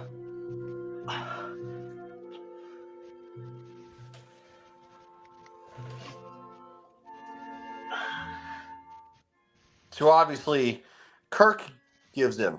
Mrs. Spock, my legs, they're broken. Interestingly enough, I don't believe that they're actually broken here. I believe that Charlie made him think that they were broken. Why? Yeah. Well, because in a few minutes, Charlie's just like, okay, your legs aren't broken anymore. And he just gets up and there's no visible anything like that. Now, it's possible it could be, but I don't think that his powers are transmutation. They're not so much like destruction and healing. Mm. So, yeah, I think it's a psychological thing in this case. I do too, because obviously he because obviously he says that there was something wrong with the other ship, right? I don't remember what it is off the top of my head, but he basically he made it go away. So in doing so, that's what made it explode. So he moved a small piece of it. Yeah, so he didn't make it explode himself. He moved something that was on like their I can't remember what it was, but It said panel, something like that. yeah, something like shield panel or something. I don't know. And he removed that. It was like almost like a defect, and he removed the defect. So the defect ultimately rendered the destruction of the ship. If you try to hurt me again, I'll make a lot of people go away. And what about Yeoman Janice? She dead, gone, destroyed. I won't tell you.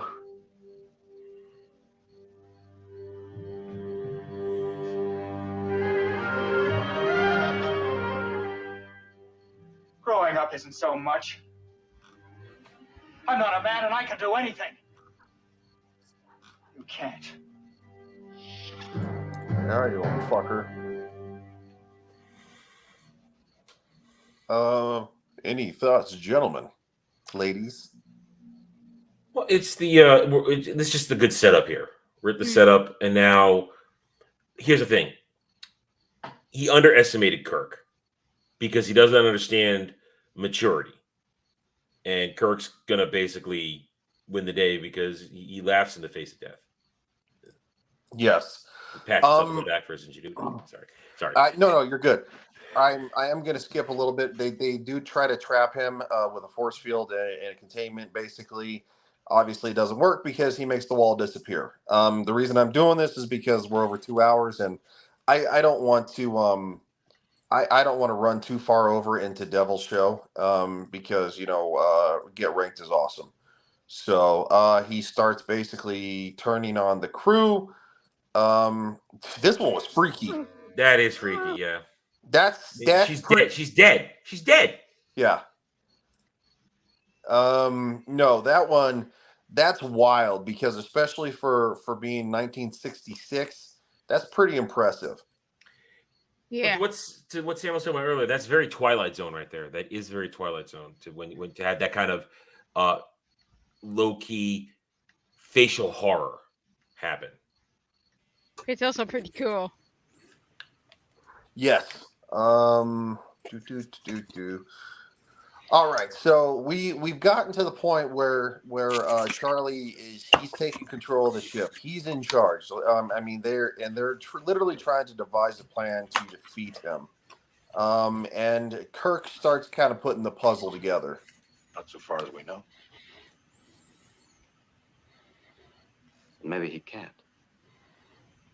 Could be he's overreached himself. It's a big ship. He's taken full control. If we could tax his power, turn on every device on the ship, every circuit, every light, all of it. And while he's fighting that, if I could distract him, maybe you could tranquilize him. Keep him under until we reach Colony 5. Risky, Joe. We don't try. This implies that his abilities have limits too. Yes. There's no choice, gentlemen. None at all. I can make you walk away anytime I want to. Get out of my chair, Charlie, and get out of it now. I've got your ship, Captain.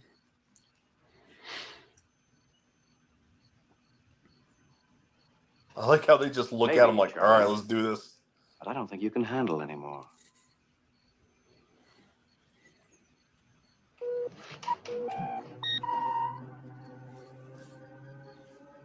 I think you've reached your limit and can't take on one more thing.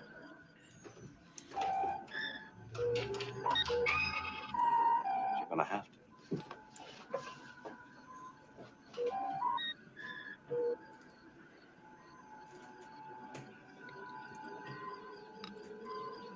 I could have sent you away before, but I didn't. You're gonna have to take me out. Don't make me do it now. You've got my ship and I want it back. I want my crew back, whole. I have to break your neck to do it. Don't push me. I was about to say, punch that little pud whacker. And what's up? No, I was just noticing that the whole time Charlie's face was fully lit there while they were having that exchange, but Kirk's eyes were, and I think that showed you who was in control of the situation, as That's well as That's a good way to look at that. Yeah, that didn't.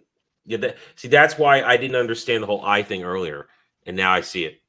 Yeah. See, in a classic showdown, both characters' eyes would be, highlighted while everything else was in shadow. But in this case, it was just Kirk. Kirk was the one who was who was showing down, whereas Charlie was just like, "What the fuck? What's going on?" And earlier, they had both their eyes highlit when Charlie first starts acting out. Yeah, that's a really good point there. Yeah. Yep, it's a good transition to see that now. What the hell was that? Mm-hmm. And nobody else hear a big noise. Were you scratching your microphone there? No. No? Okay. I'm using this microphone. Oh, no idea then. Maybe it was me scratching my balls. All 18 of them. Captain, navigation console is clear now. Ship is answering the helm. Sir, something off our starboard bow. The message says they're from Faces. Hey, baby. The hottie's back. Captain, how did It's all right. Sensors show there's something there, Captain. She's like, the fuck it is. Yeah. She's like, interesting. What's that, Cat? Interesting that they brought her back to the bridge, but they probably put everybody else back where they were. But they brought back to the bridge. Well, it's eye candy. Yeah, essentially it's eye candy, and it's also her reappearing on the ship indicates and symbolizes everything else that he's disappeared reappearing as well. So, like what's her face's face? Yes. Yeah. It no solid substance.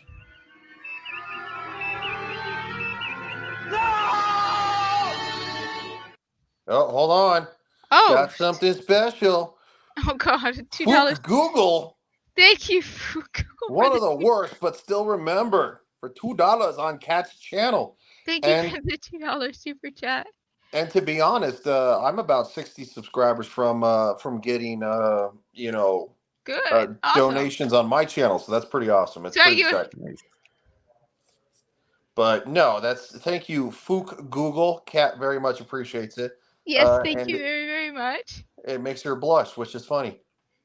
I don't blush. So that's why I always go out of my way to sit there and make sure it is definitely looked at and highlighted, and we make notice that Fook Google donated $2 to Cat the Hijabi Gamer. Again, $2 to Cat. I'm just kidding. So I'm not gonna keep going. All right. Oh, please. Don't let them take me. I can't live with them anymore.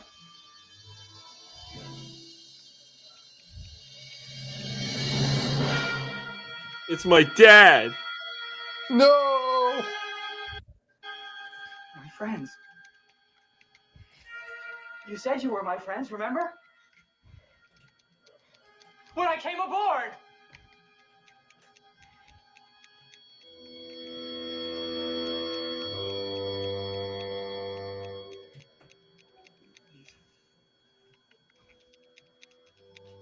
Go home. Take me home. Oh God, no, Samuel, not you too. And Samiel the Infamous for $5. You're sitting right here in the chat. On Cat the Hijabi I Gamer don't get embarrassed. channel for $5 says Squirm. Again, Samiel the Infamous for $5 on Cat the Hijabi Gamer. Your reaction right there, Cat? That's why. Squirm.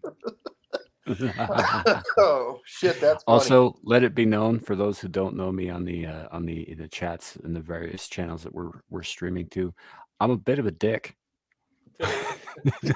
Because you got 12 of them. Yeah, he does. Wait a minute, you said you had 18. So No, I had 18 balls. I have 12 means you have penises 9. and innumerable tentacles, although I'm a white sometimes it's boy. hard I to tell can't the do math. testicles from the tentacles. Yeah, I was about to say, I wasn't very good at math, so don't ask me. I was very good at math. I write essays and research papers. I don't do math. I'm an eldritch entity. I'm not beholden to your petty earth magic. I don't think math is earth magic. It's actually the language of the universe. Well, when it comes to my interdimensional space balls, it doesn't matter. There's You gotta know, be space there are balls, as many man. as there need to be.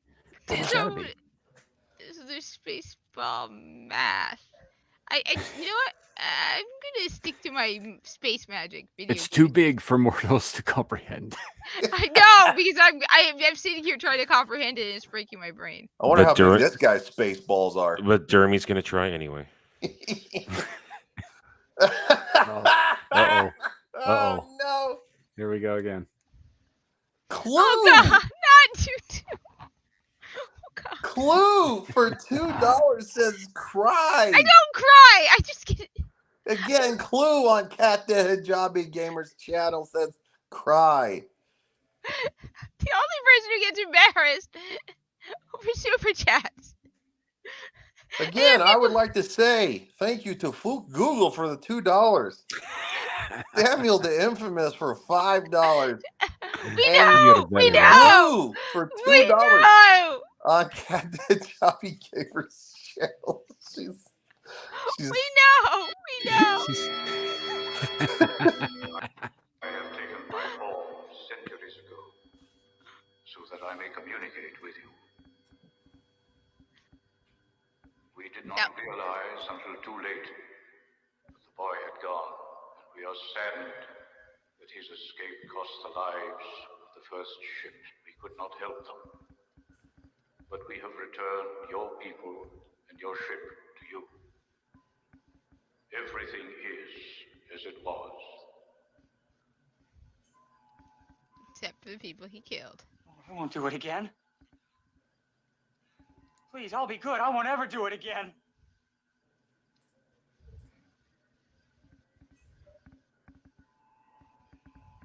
Yes, you will. Sorry about the Antares. I'm sorry! When I came aboard!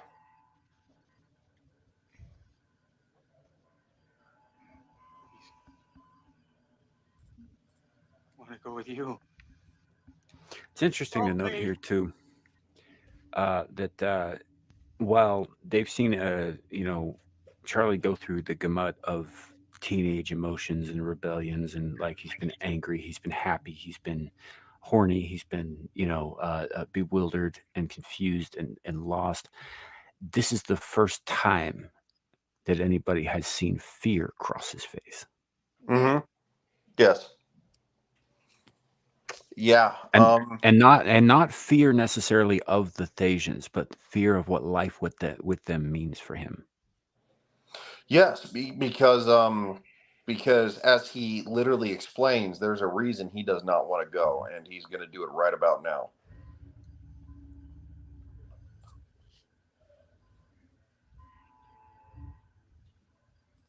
Okay.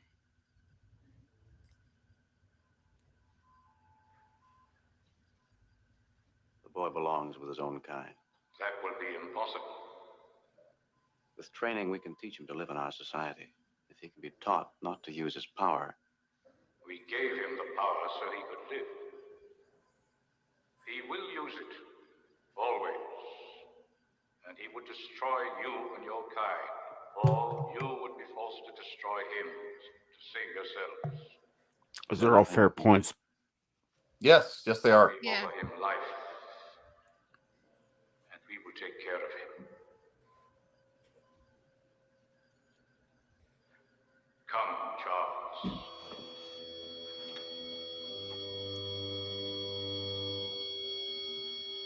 Oh, please. Come on, load, you fucker. So Oh, let them take they are fair points, but if they gave him the power, nobody's answering the obvious question here, which is why can't they just take the power back? Maybe it's ingrained in his DNA or something. Mhm. At this point, I think Maybe that's it's- how he was he managed to live. The only reason he could live with them is by infusing him with, I guess, some of their power. I think about it like this. It's the whole water analogy. You have two parts of water, and once you combine it, you can't re-separate the water. They're now So one. that makes sense. Yeah. Yeah, I mean, yeah, I would agree with that. But I do like this this piece right here because he does explain the differences. I can't even touch them. I could touch her. Yes. I can't feel. Not like you. They don't love. Please. I want to stay.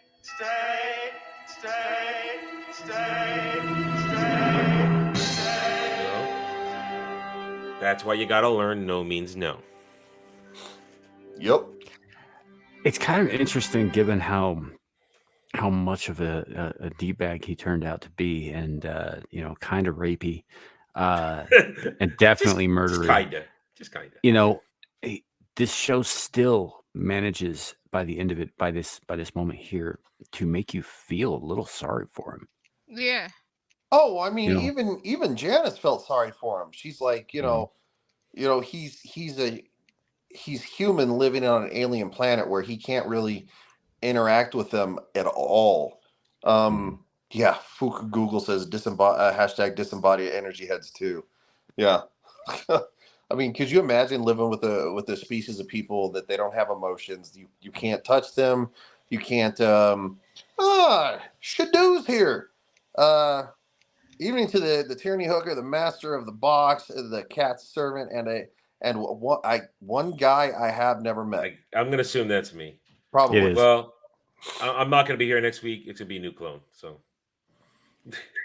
What? Well, technically, you do get your clone back. Well, I thought we ruled it was a death. It was a death, but they come back, so you do Okay. get it back. All right. Okay. So I live. We're on a 3 episode You died, streak. but now you live again, so you're still clone number 2. Celebrate good times. So my goal is to see to make you reach the highest number of clones possible before this series ends. That's gonna be. I mean, we're gonna have to keep track. I'm gonna have to keep track of how many episodes my clones last. That's good to hear, Ralph. We missed you on this panel, buddy. We had a pretty good one. I mean, we were a little more serious with this episode. It wasn't as, I would say, lighthearted but we definitely had a fair amount of. So I'm slowly pushing towards Star Trek. No. I'm slowly succeeding. No. That's like Shadow slowly getting me to approve of his of his MGTOW crap. Shadow's not MGTOW, he's just young and confused. No, I know, but that's how it comes off, and so that's why I label it that, because a lot of people see it as that direction, and that's not me picking on the kid. That's just the kid learning his way in the world. And what he needs to do is he needs to get in the gym and engage in some good old grab ass with the guys. Little towel snapping, little tag in the shower room. It's okay. It's healthy. Get sweaty with Kirk on the mat. You know what I'm saying? Hey, Tumbling Tuesdays. Tumbling Tuesdays. Let's make it happen. Tuesdays. Make it happen. I don't know. After that article that a while back they would post, where it's like, guys regularly get naked and it's like, it's not gay.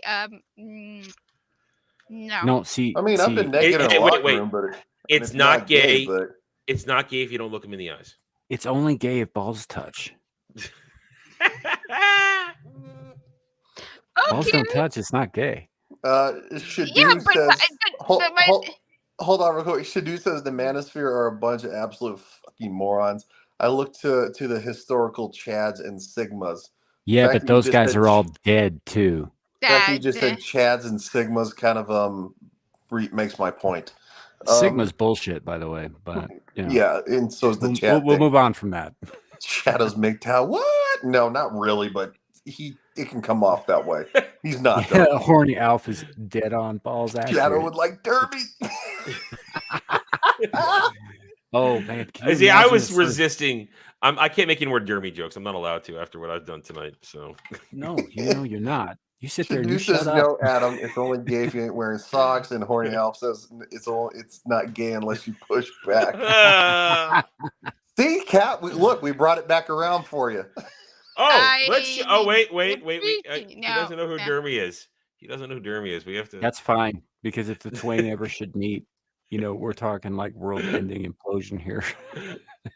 You ask, and you ask who Dermy is, and it has to be shown. I'd explain it to you, kid, but I actually like you, so yeah, right. This is a Dermy. I'm still not entirely sure of what a Derby is either, but I'm just going along. This is a Dermy right here.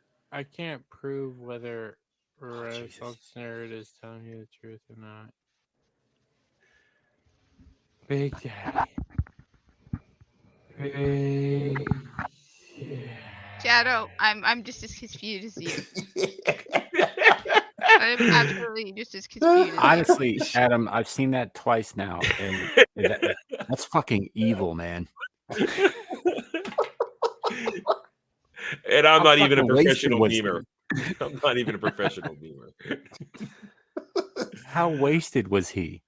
Oh, he was. That was the Yellow Flash night. That was the Yellow Flash night. He had half a bottle of whiskey. This was on the Rumble side too, right? Yeah, we were on Rumble side.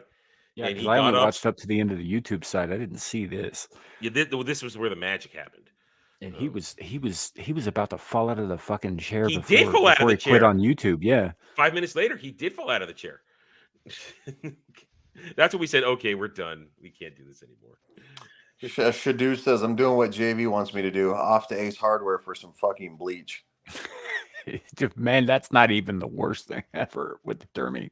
No, that's really fucking mellow. Yeah, this was manufactured because we had to get him to say Big Daddy, and it took us 3 weeks, but we did. With Yellow Flash on stream. Okay. Well, I mean, he wasn't on stream at the time, but it was on that stream. Yeah. There's much worse. No, there is much worse. And we're not gonna. We're a clean and happy stream here. We're not gonna bring up the centipede. No, we're not gonna do that. Well, first of all, you know what? I think we should clarify this once again. Dermy, if you're out there listening, and I know you are, I know it. I know he is too. It's not a centipede. It's just a gay orgy. Paranormal Activity sucks. Oh yeah, that too. Did you see that shit? Oh no, right. That's right, Ryan. You showed me the thing. With with I tagged you. We're fucking. Holy shit! That like, bitch. What? Wait a minute. I thought you. Never mind. That was fucking hilarious. I loved it. I absolutely loved it. But all right, let's finish this up. We're almost at 2.5 hours. We're literally right there. We had to get our 15 minutes of Dermy in though. We had. Is that what we called a segment? 15 minutes of Dermy. Clip it all out, make it a single video. 15 minutes of Dermy. They signal they're leaving.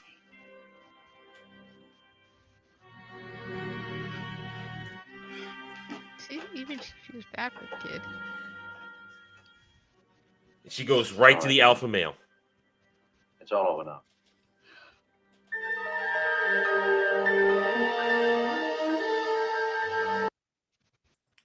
What a freaking awesome show, man. It's and this is like Google, what have you, was saying earlier, like this isn't close to the best that they do. Oh yeah. It's not. This is I would say that Charlie X was reasonably good for television at the time. It's definitely a hell of a lot better than television of today. But as far as Star Trek goes, it's actually kind of on the lower end of quality. Oh no, in terms of the written story, yeah. Yeah, no, I mean I would agree, but it's just fun, taking a look at stuff that obviously it's just nice to watch good TV again. Legata says with ultimate power comes ultimate punishment. And of course I just wanted to say that Shadu says I'm gonna tap out because this is scaring me. See one of y'all tomorrow. That would be me. Chicken. Bitch. All right, let's start and go around the panel. Captain Hijabi Gamer, what do you got going on? I don't know. I'll figure it out. But I have a YouTube channel, and I'm on Twitter, but not very often. And I do have a Rumble account, and everything that I put on YouTube goes on Rumble. But I don't stream on Kick because I can't. Because And she would also just like to say thank you to Fook Google for the $2. That would be Fook Google for the $2. Samiel the Infamous for $5. And of course, lastly and certainly not least, Clue for $2 to Cat the Hijabi Gamer on her channel. Please go over there and give her a super chat so you can watch her blush. So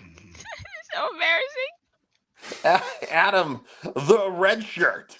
The Red Shirt. I am Adam, the Renaissance Nerd on YouTube. You could also follow me at the Red Nerd on X Twitter. Check me out for takes, reviews, discussions, streams, gaming, all the good stuff. I stream all week long. Catch me tomorrow night, starting the week with Mellow Mondays at 8:45 p.m. Eastern, where some of these fellows may show up. Yes. I hope to try to make it on. What's up, Release the McCracken? You're catching us on the back end, man. But you can watch the replay on Twitter because the YouTube one will get taken down for 48 hours. I'm not gonna say anything out of pocket here, but Release the McCracken, fingers crossed. You know what I'm talking about. So it's kind of going through it right now. So if you pray for him.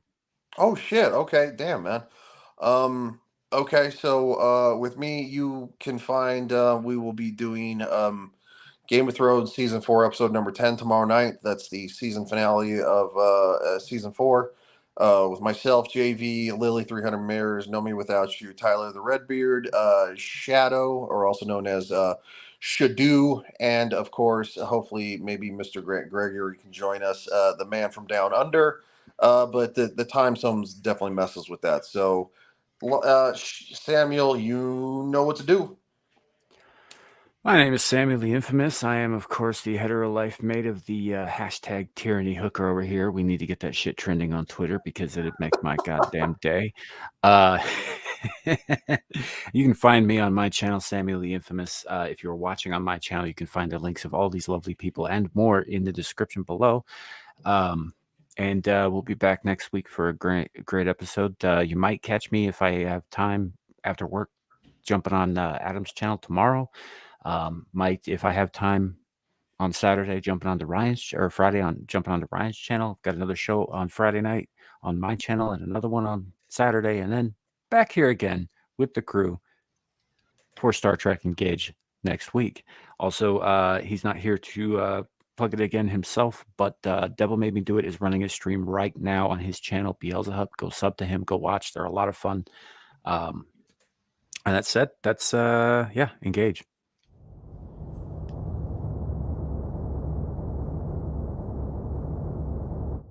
You know, back when I was in the academy, we would follow every toast with a song.